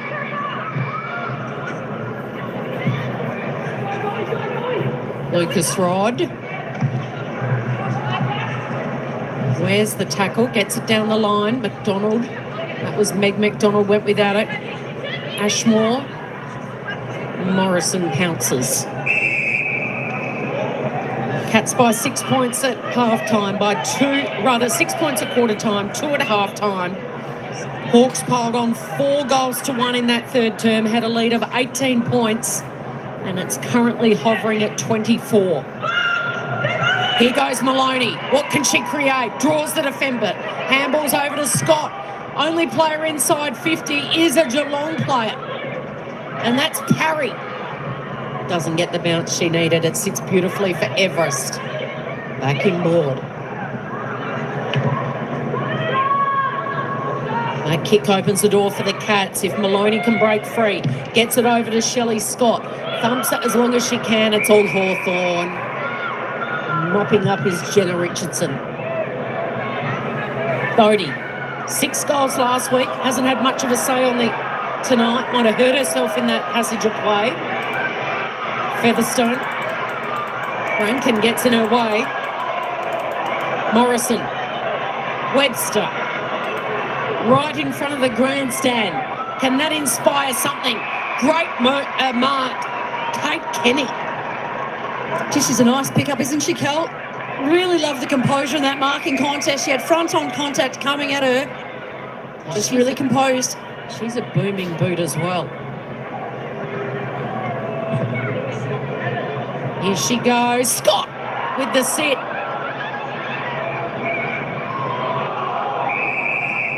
Holding the ball. They pounced on Michaela Bowen. I keep an eye on Greta Bodie too, Cal. She was still a little bit proppy after that collision in the middle of the ground. She's still on the field, but doesn't look fantastic. Smith making Shelley Scott really work for it. Tamara Smith will be in strife with the MRO, you would think, this week after Kate Sermon came off concussed. It was an off-the-ball hip and shoulder. In fact, Bodie's gone off the field, Cal. Hobbled off the field. All right, so we'll get Bryony Dawson to keep an eye on that one. Bodie kicked 6 goals in the game against St Kilda last week. Hasn't troubled the scoreboard tonight.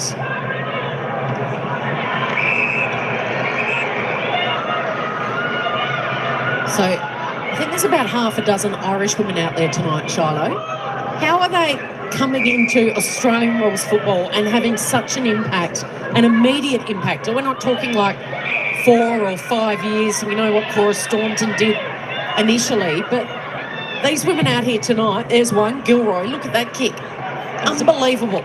And beautiful precision over that distance too, Cal. How are they having an immediate impact? Oh, look at the way the Irish game's played. I mean, it's just pace and endurance.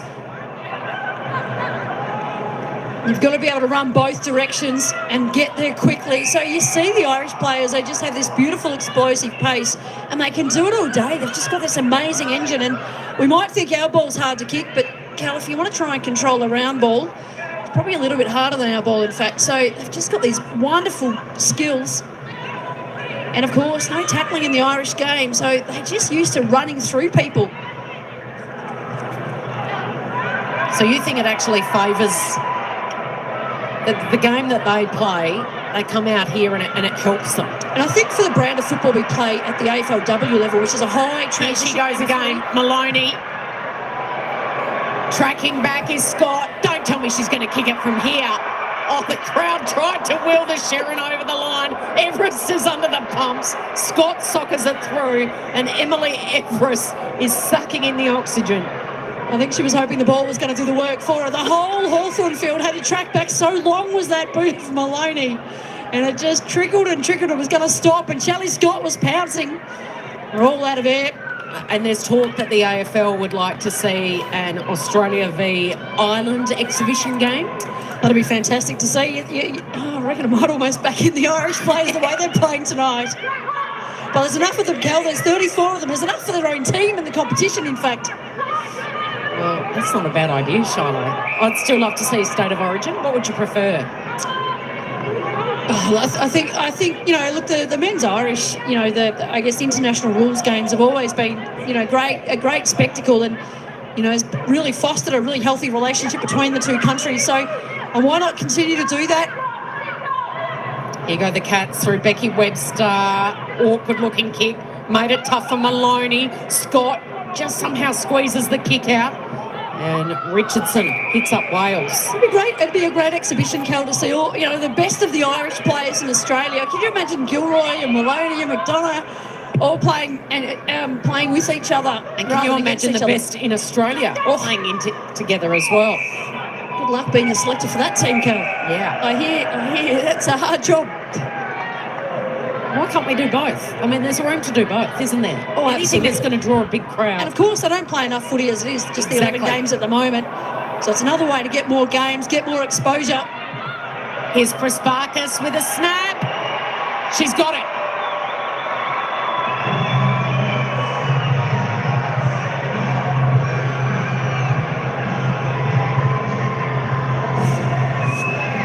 Well, just perseverance goal there from the Cats. They're just working really hard. The game is out of reach, you'd imagine, given that there's only 4 minutes left, although certainly not gone, but you think it's getting harder and harder, the equation. But I love the work that the Cats are doing. They're just working hard. They know they're under the pump. They're down on the bench. 2 players down on the bench. Just a big shout out here too. Becky Webster was moved into the middle at the start of this quarter. She's had 9 disposals for the Cats this quarter. Chris Barkas seized her opportunity just now. Deep forward, finished beautifully. 3 goals in 4 minutes. We saw it last week, Cal. Giants and Swans, they went toe-to-toe. It was about 6 goals in 6 minutes. Certainly doable. Wales, Ashmore.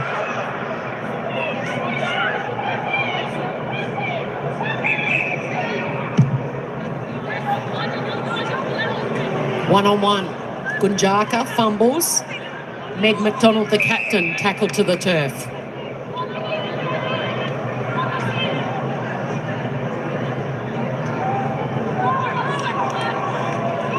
Gunjaka knocked off it by Breed. Tough customer. Bates led from the front, just had it ripped out of her hands. Bowen's kick. Tough one to juggle in the air. Parry's there. Wales. Lucas Rod. Richardson into the pocket. Rankin's under the pump here and desperately flicks it over. With Erdley bearing down. Oh no, it's deliberate. It's gone out of bounds. Rather than did it? She tried to get it out of bounds, tried to rush it through for a behind and came off the side of her hand. It was a deliberate rush, but unfortunately it went over the boundary instead of through the goals or the point post. So actually it's a deliberate out of bounds as opposed to a deliberate behind. So the Hawks have got the ball again. And it's in the hot hands of Mackenzie Erdley, who's kicked 2 goals in this term. Can she bend it back enough? No, she can't. Here it is. Deliberate out of bounds was the call. Was that deliberate? Absolutely it was. She was trying to get it through the behinds and deliberately but through the behinds. Just missed her target. Fumble by Featherston. Chrisparkis. Crockett Grills controls it beautifully. Wobbles the kick. Everest Harry. Looking for a runner. Kenny. Here we go again. Maloney. She's going to run in and give them some hope. She's got 3.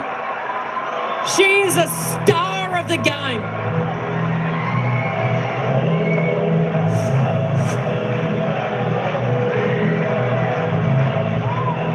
Well, Terrific work by the Cats through the middle of the ground. They've done all the hard work. And they're just using that long kicking to be able to get the ball deep. They've been able to isolate one or two deep forward. That high transition game of footy. They've been able to create some space, and they had a couple of options there.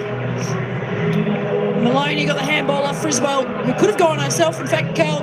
But Maloney, she's got 3 for the night. 18 disposals from Ashley Maloney. Not bad when you're playing as a forward. She's hit 3-1, 8 score involvements. 8. Can I say that? 8. It's worth coming along just to watch her in action. She'll be back in action Tuesday night here. They're hosting Fremantle. An entertaining Thursday night footy game as Fleming runs in and kicks her opening goal in AFLW. They'll get around her. She got it swinging. And for the first time in AFLW, she raises her bat, and that'll be happy. Kel, our game is just so great when you have exhibitions like this. Just phenomenal. You look at the clean breakaway here, the strength of West, the nice big long kick there by Breed. Just goes deep inside that long kicking game, the little smart tap over the back, and then we see Jazz Fleming over the back of it. She knew exactly where to be at the right time. Go down forward and have a rest, Jazz. Just kick a lazy 1 or 2 for us in the last minute of the game. Fantastic footy, and didn't she enjoy that too, Kel? She certainly did. I don't think she'll be the only Fleming in the house that enjoyed that. In the house, by the way, I mean here at Geelong tonight. The Cat House. The bowlologist would have enjoyed that.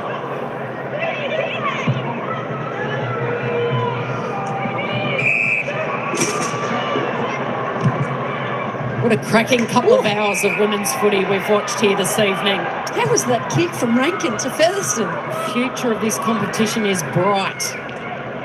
No rain, no wind, clear, chilly, crisp night in Geelong. That makes a massive difference. And the quality's been elite. Fantastic game of footy. Here goes Gilroy. These skills have been incredible. Oh, Fleming might get another one here. Big hit coming in. Anna Rose Kennedy making her presence felt. Morrison.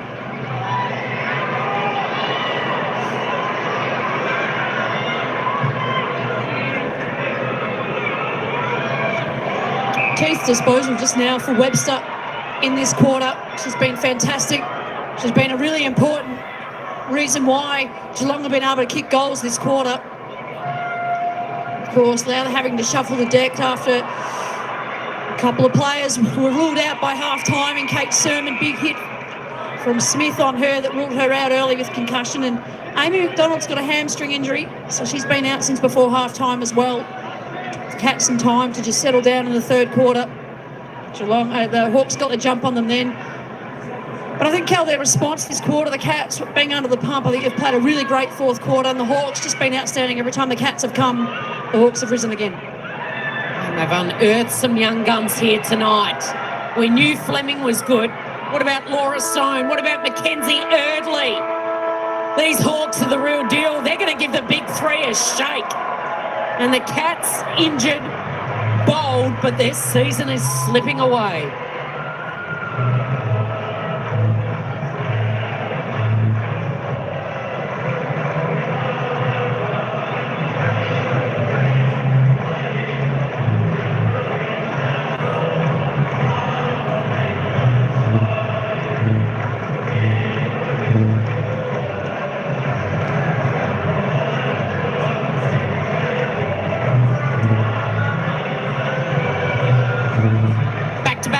For these Hawks after they started the season with 2 wins in a row. So they go to 4 wins, 1 loss. Their only loss came to the Adelaide Crows in Adelaide.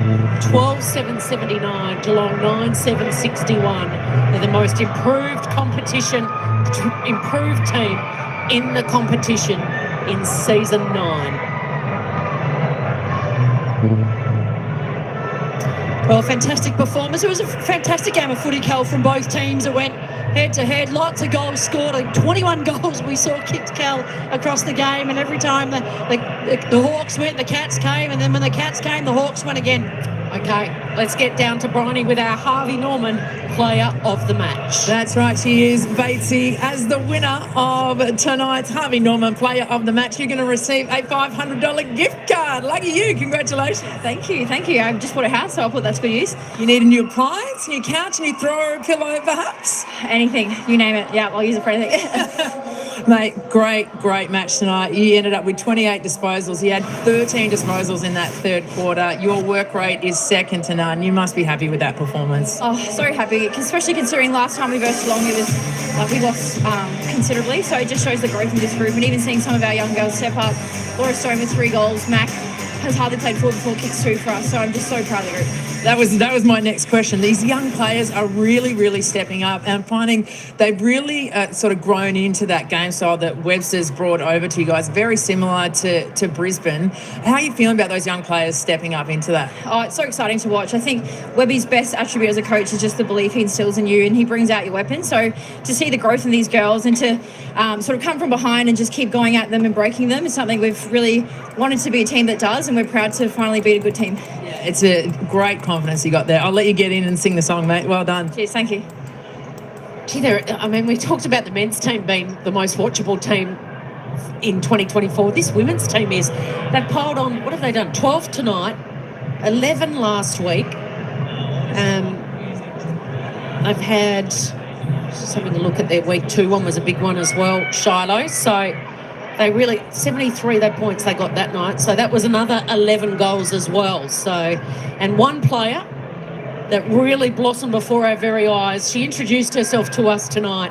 Her name is Laura Stone. She's an 18-year-old from Listerfield, is playing in her 5th career game, hadn't kicked a goal coming in, kicked 3 if you don't mind. She's with Bryony. If you don't mind, she absolutely is blossoming tonight, and I'm very excited. Congratulations. Huge game, first goal, and you thought, liked it so much, I might kick another 2. Thank you. Yeah, it was an unreal game. I was just happy to get a few goals. But yeah, team effort was amazing, so I loved it. And we're just speaking to Batesy then just about the confidence that the younger players like yourself have coming in here and the ability to kick those goals.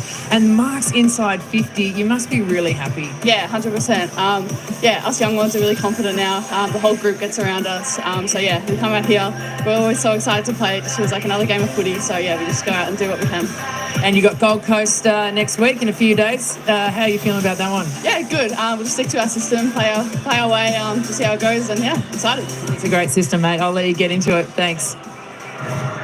Doesn't mind standing out from a crowd, 1 purple, 1 orange boot, Shiloh, and what a couple of young guns that we met really introduced themselves to us tonight. Yeah, absolutely. The talent coming through, fantastic. And just to see now some games experience too. We talked about Jazz Fleming earlier and the way in which she played tonight. Stone, super. Eardley, amazing. Hawks into the top 4 games in Melbourne tomorrow. It's a public holiday. Get out and check out a bit of AFLW, particularly going on tonight's exhibition. It was brilliant to watch. Thanks to Shiloh Curtis. Thanks to Bryony Dawson. Thanks for everyone for watching. See you at a W game soon.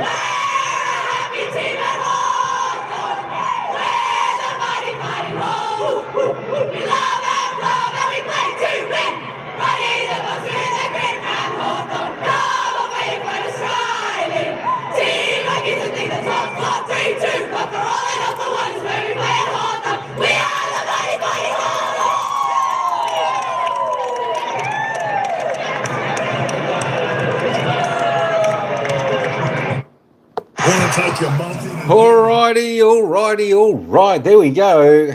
That's it, folks. That is it. I tell you what a fantastic game. I tell you what, the Cats came out quick and strong in the open of that final quarter, kicking 2 quick goals.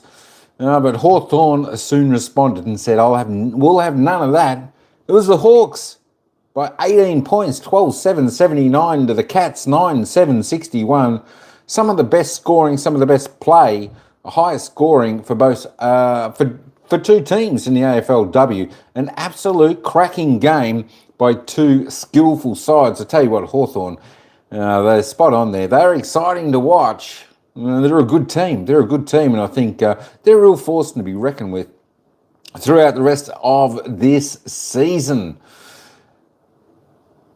4 goals won, the Hawks put on in that final quarter, and the Cats, they put on 4 goals won as well. So there we go. We had a feast of goals in the last quarter.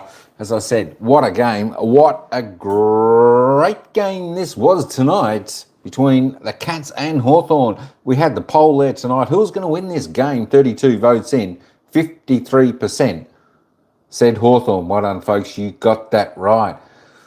So for all those who just want to have a look at the stats on your favourite player, hopefully you like it when we show the stats here for you. Emily Bates there topped the table for this evening with 28 disposals. She had 10 kicks, 18 handballs, 2 marks, 8 tackles. Tilly Lucas Rod, 26. She was next best. Then Eliza West. Eliza ended up with, look at that, 16 tackles on the evening. Fantastic. Lucy Wales, 22 disposals. She ended up with 39 hit-outs. Great job there. Let's just roll down the stat sheet a little bit, and then in a moment we'll have a look and see who scored all the goals here tonight at GMHBA Stadium.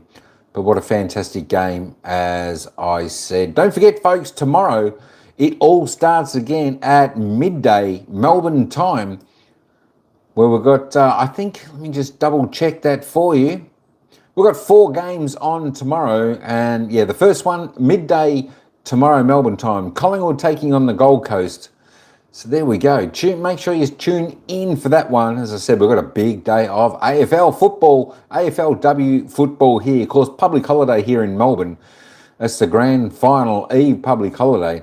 Of course, the big game on Saturday, the men's AFL grand final between Sydney and Brisbane Lions. Make sure you stay tuned and come on in to listen to that game, folks. We'll probably be going live about 2 p.m. Melbourne time. That is 2 o'clock Melbourne time. That is going to be a cracker. Top goal scorers on the ground. We had a few multiple goal scorers. Laura Stone from the Hawks and Aisling Maloney, both with 3. Aisling Maloney for the Cats. So there we go. Good stuff, girls. And of course, Shelley Scott there with 2 for the Catters. Aine McDonough for 2 and Mackenzie Edry with 2 for the Hawks. There we go. Other singles, of course, Louise Stevenson, Aileen Gilroy, Jasmine Fleming, Talia Fallows, Caitlin Ashmore, all single for the Hawks. And of course, the other single goal scorers for the Geelong Cats were Georgie Prepakis, Jacqueline Parry, Nina Morrison, and of course, Julia Crockett Grills. There we go. Just for the fantasy points, if you play that, Eliza West topped the charts with 130. Good scoring from her. Lucy Wales, 121. And the best for the Cats were Nina Morrison, 106, and Georgie Prespakis. I'll get that name right one day, folks. I'll get it on 100. There we go. Paul in Asia. How you going, brother? What's happening? I tell you what, this is flooded in Chiang Mai. Are you serious? Oh my gosh.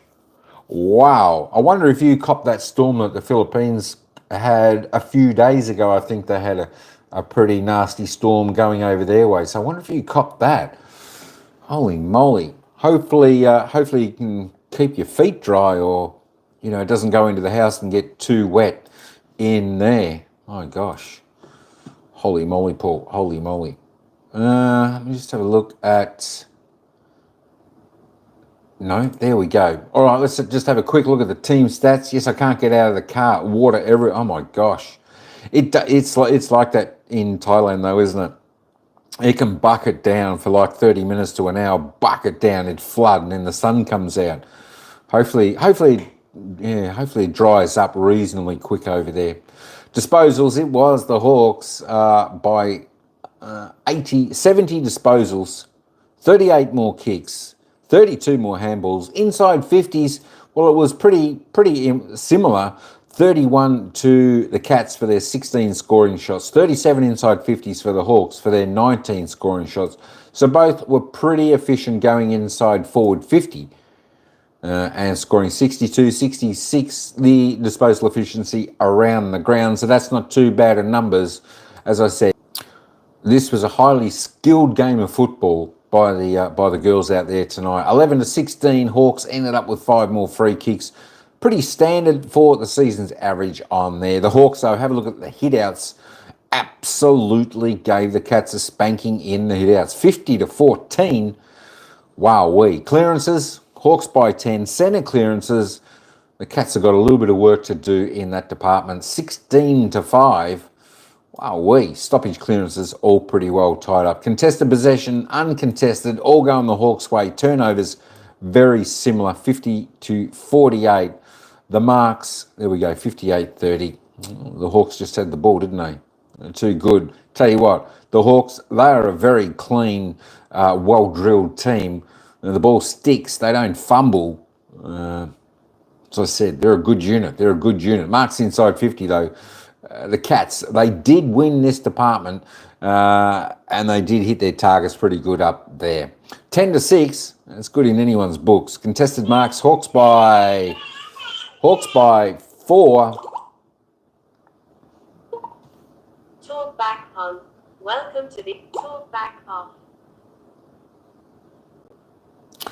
Hawks by 4. The tackle department, I tell you what, they both had good tackles, 73-78. Inside 50 tackles, 13 to the Cats, 21 to the Hawks. I tell you what, the AFL sides would be stoked, absolutely stoked, if they could have that many tackles inside 50. Let me just have a look and see if this ladder has updated. And that, oh, it has updated.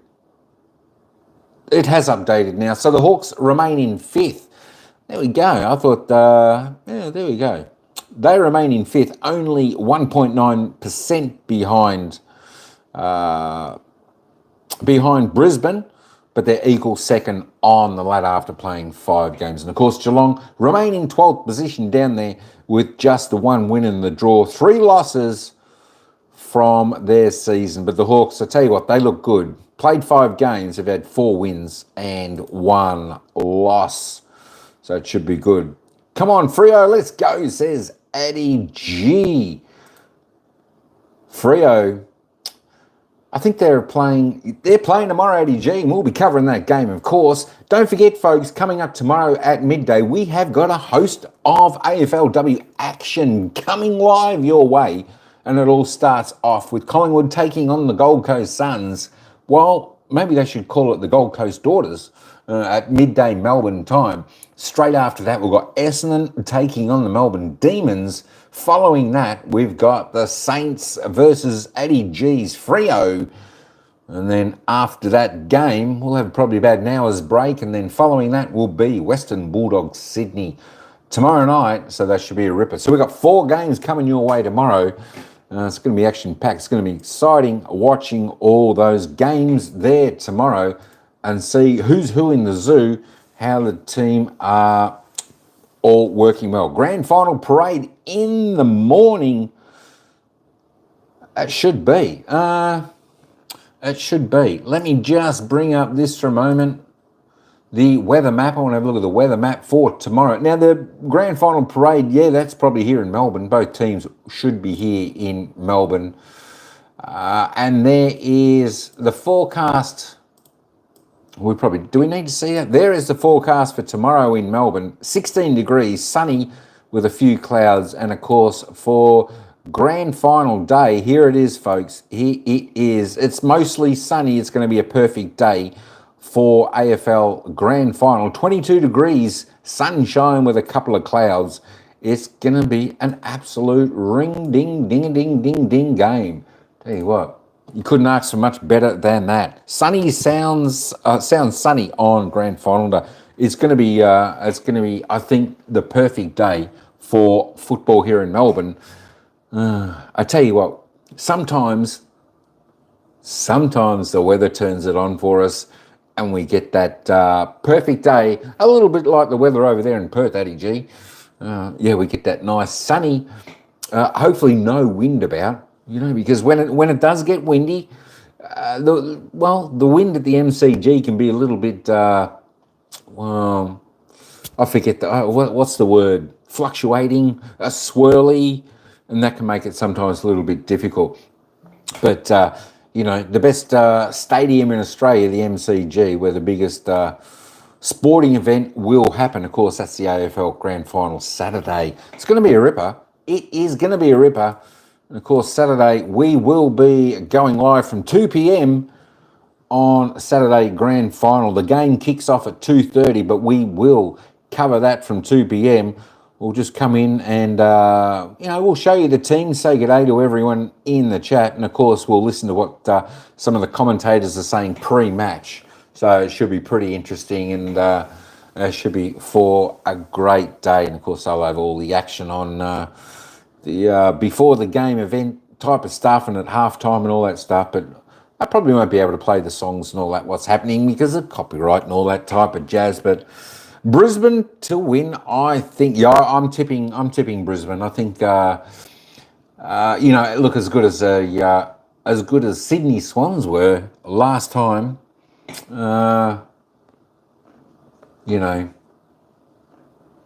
They've only played one game in 3 weeks. Is that right? Because we had the bye. Oh no, they played two games in 4 weeks, I think. Whereas Sydney, whereas Brisbane, they're in just fantastic form. They're rock hard fit. They're ready to go. They've got momentum. They've got belief. And that's always hard going into that. And the one thing I think Brisbane wanting to do is definitely get off to a good start, because Sydney can get off to slow starts. And I think that's going to be one of the keys for Brisbane. Even though Brisbane get off to a little bit of slow start themselves, they're the comeback kings this year. They want to get off to a good start. Susie Quattro, rock hard. Is that who's the entertainment? Susie Quattro. Holy moly. Really? Oh, there we go. Paul says Sydney to win. There we go. Sydney is his tip. Wow. Interesting. Very interesting. This says Sydney. We go Brisbane. I tell you what, it's going to be interesting. I'm tipping we'll get thousands upon thousands of people. We could top 10,000 on this live coming on this Saturday. It's going to be an absolute cracker. Steve, how you going, brother? What's happening? What's going on, Steve? Mike, Tine, Adrian. Is Tine here? I don't think I saw Tine. Yeah, she's not in at the moment. Unless she's BG, Steve. She's a little bit busy today, looking after the young boy. So there we go. G'day, Steve from Ryan. Sydney Swans to win, says Ryan. Geez, there's a few people going for Sydney.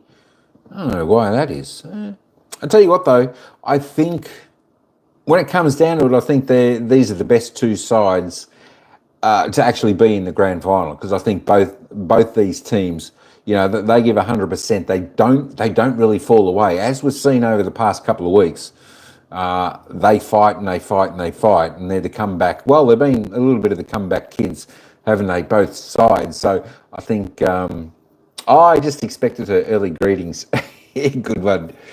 Yeah, look, normally she's here, but it's just super busy at the moment. So she's just unable to do that today. She's been super busy today. So that's why we haven't seen her today. But that's all right. That's all right. We'll catch her. We'll catch her when I don't know, maybe tomorrow or somewhere there. Hopefully. But shout out, Dave, if you're in the BG at all. But if she was in the BG, I'm sure she'd say hello. You need a whiteboard with a picture of the ground and a pointer to show us where the ball is. That's a good idea. Yeah, that's a good idea. Yeah, I know. But if I do that, and then I bring my whiteboard in and do that. Geez, I tell you what, I got to be quick. By the time I mark it on the whiteboard, Paul, and show everyone, the ball could be down the other end of the ground. That's the thing. That's the thing. Could be down the other end of the ground. Santa all. There we go. What a great night of football. Hey, Steve, have you actually seen a game of AFL football, the sport we're covering now? Australian, our great game here in Australia, Australian rules football, AFL. Have you ever seen one of those games? Just keep the whiteboard on the screen and move the pointer. It's a good idea. If I do that, though, it takes out the worm. Or if I don't know how that would work. I need something like this where I can mark it. I need something, that'd be a little bit, if I could put something here, I don't know whether I could do that. You need something like a note and you could draw it. So the ball's here. So that's up Geelong's end, and that's up Hawthorn's end. I can say the ball's here or the ball's here. The ball's down in Hawthorn here. I know that'll be interesting. But I'd probably move the marker by watching the game. Like, oh my God, where am I? I don't know where I'm at. Whatever. So there we go. Did I do the poll? Did I do the poll? About 32 votes in. 53% went for the Hawks tonight. I'll tell you what, they're going to be a good. They could well be fighting off for the GF Grand Final this year, the AFLW Hawks team. But it'll be really interesting to see on Sunday, I think, when Brisbane, the reigning premiers, take on the powerhouse Adelaide Crows AFLW action. It should be good. At least, folks. At least we've still got a few weeks left of the AFLW football after the men's grand final has been done and dusted this weekend. Just keep the whiteboard on this. Oh yeah, I remember. Kangaroos are going great guns. The Kangaroos. Yeah, I think they're probably the best four sides. The Kangaroos, Adelaide Crows, Brisbane and Hawthorn, and then Richmond. Richmond's actually playing some pretty good football. Yeah, but for absolute, for absolute class, this tonight between Hawthorn and Geelong, tonight was the best match I've seen this season, AFLW. Just the best match. Like both sides, they just ran and carried the ball. They hit their targets. They were clean. They hit their forwards up 50. They're both chain link up handballs and their run were both good. Their tackles were good. It's high scoring for AFLW. 61-79. That doesn't often get seen. When it's that high. And you know what? That's reasonably accurate kicking. We had 21 goals, 14, so that's pretty good in tonight's match. So I definitely can't complain about that. But I know this will really be great to see how this season plays out for the women's football here, and especially who makes this grand final. I think they play 10 rounds. I think they played 10 rounds if I have a little bit of a look. AFLW fixture. So they play 10 rounds. 10 rounds. There we go. And I'm just... the last round is to be confirmed. They haven't even got a date there yet. So there we go. Or do they? Oh, to be confirmed. So the second last week starts on October 24. So it's going to be about November when round 10 is, and then it'll come into the finals November. So this will take us to about the start of December. End of November will be the completion of the AFLW football. So at least we've still got a few good weeks. October. So we've still got 2 months of football of the AFLW action. So that's pretty good. You know what I love about it also? Like they're playing a game every day, apart from Monday night. That's what they were doing leading up until the grand final anyway. I'm just double checking. Yeah, double checking. Tuesday, Wednesday, Sunday. Oh, yeah. For at least another week or so. And then they'll get back, I think, to Thursday, Friday, Saturday, Sunday football. Yeah, that's correct. So still another couple of weeks away. They'll still play a game each night apart from a Monday night, which is going to be great. You know, it gives us all something to listen to or watch if we can watch it via KO or, you know, Foxtel or somewhere on your tablet, or you got somewhere like that you can actually watch it. You know, or at a bar somewhere that plays football. I'm not sure whether overseas plays the AFLW section. I know they'll play the AFL, the men's comp. Not sure about the women's comp. So at least you know if you want to tune into the women's football, the AFLW, you can find it right here on the channel here and join everyone with us. But I think, folks, this is about it. I think this is going to wrap me up for this evening. I'd like to see those two play in the final, but you can never discount. I'll tell you what, the Crows are a pretty good team. The Crows are a pretty good team. Having a look at the Crows, let me just widen this out. The 5 matches the Crows have played. Well, the Crows have only played 4 games. The first game, they beat Port Adelaide by 14 points. The next game, they beat the Dockers by 33 points. Then look at that, and then they actually beat Hawthorn by 16 points. So Adelaide's already beaten Hawthorn. That was 2 or 3 weeks ago. And then 33-point winners over Essendon. So they're pretty good. And the Kangaroos, of course, they demolished the reigning premiers in round 1. They had a draw with Geelong. They won 50 points to Melbourne, and then they spanked Port Adelaide by 6 goals, and then they demolished Carlton. Brisbane, of course, they got a spanking on their first week against North Melbourne. They won by about 3 goals, and then they spanked Collingwood, who are going absolutely deplorable, as is the Bulldogs, and the Lions beat the Eagles. So the Lions really haven't beaten anyone this season, even though they got the 4 wins on the board. But Richmond are going right. Ryan's pretty happy with that. The first round, the Tigers lost by a point to the Eagles. Then they beat the Giants by 11. They beat Sydney by 46. Then they beat Carlton by 33. And, of course, they beat Port Adelaide by 21. So, yeah. Catch you later, Ryan. No worries, Squire. We'll probably catch you tomorrow, I think. Tomorrow. Tomorrow's game, tomorrow's game actually is, as I said before, I think we've got 4 games coming up tomorrow. And that all kicks off at midday Melbourne time. Collingwood taking on the Gold Coast Suns. As I said, Essendon, Melbourne to follow that game. And straight after that game, we've got St Kilda and Fremantle. And then tomorrow evening, we have the Western Bulldogs taking on Sydney Swans.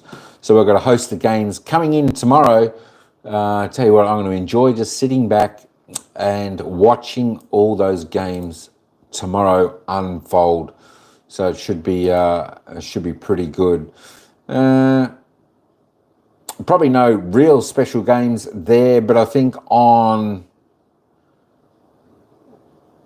just looking, I was just looking for who plays, where's Brisbane playing? Of course, Sunday we've got North Melbourne taking on Richmond at 1 o'clock Melbourne time. That's going to be a fantastic game. We'll definitely cover that game, and there are 4 games on Sunday. Of course, the GWS Giants and the West Coast Eagles. That game I won't cover. I'll cover the other game, which is Brisbane taking on Adelaide Crows. So that's going to be fantastic. And then, of course, the final game of the round will be Port Adelaide taking on Carlton. So we should have 4 games tomorrow. Then we'll have the big game on Saturday, the Men's AFL Grand Final. Sydney taking on Brisbane. And then we'll have another 3 games coming there for you on Sunday. So that should be that should be pretty good as well. All right, folks, that's all I've got. I need to go and get a drink. I've done overtime on this live tonight. So thanks, everyone, for coming in. Thanks, Ryan. Thanks, Paul. Thanks, Eddie G. Thanks, Steve-O. Good man for dropping in. Appreciate that. Everyone else who came in. Good stuff. All right, folks. Thanks all. Let me just put thanks all in the chat to everyone who's actually watching this live. There we go. Thanks all. All right, folks. That's it for another game. AFLW action. It was a ring-a-ding game tonight. The Hawks by 18, 12-7-79. Defeated the Cats at home, 9-7-61. That's it. I'm over and out. Until next time, ciao for now. We'll see you at the next game.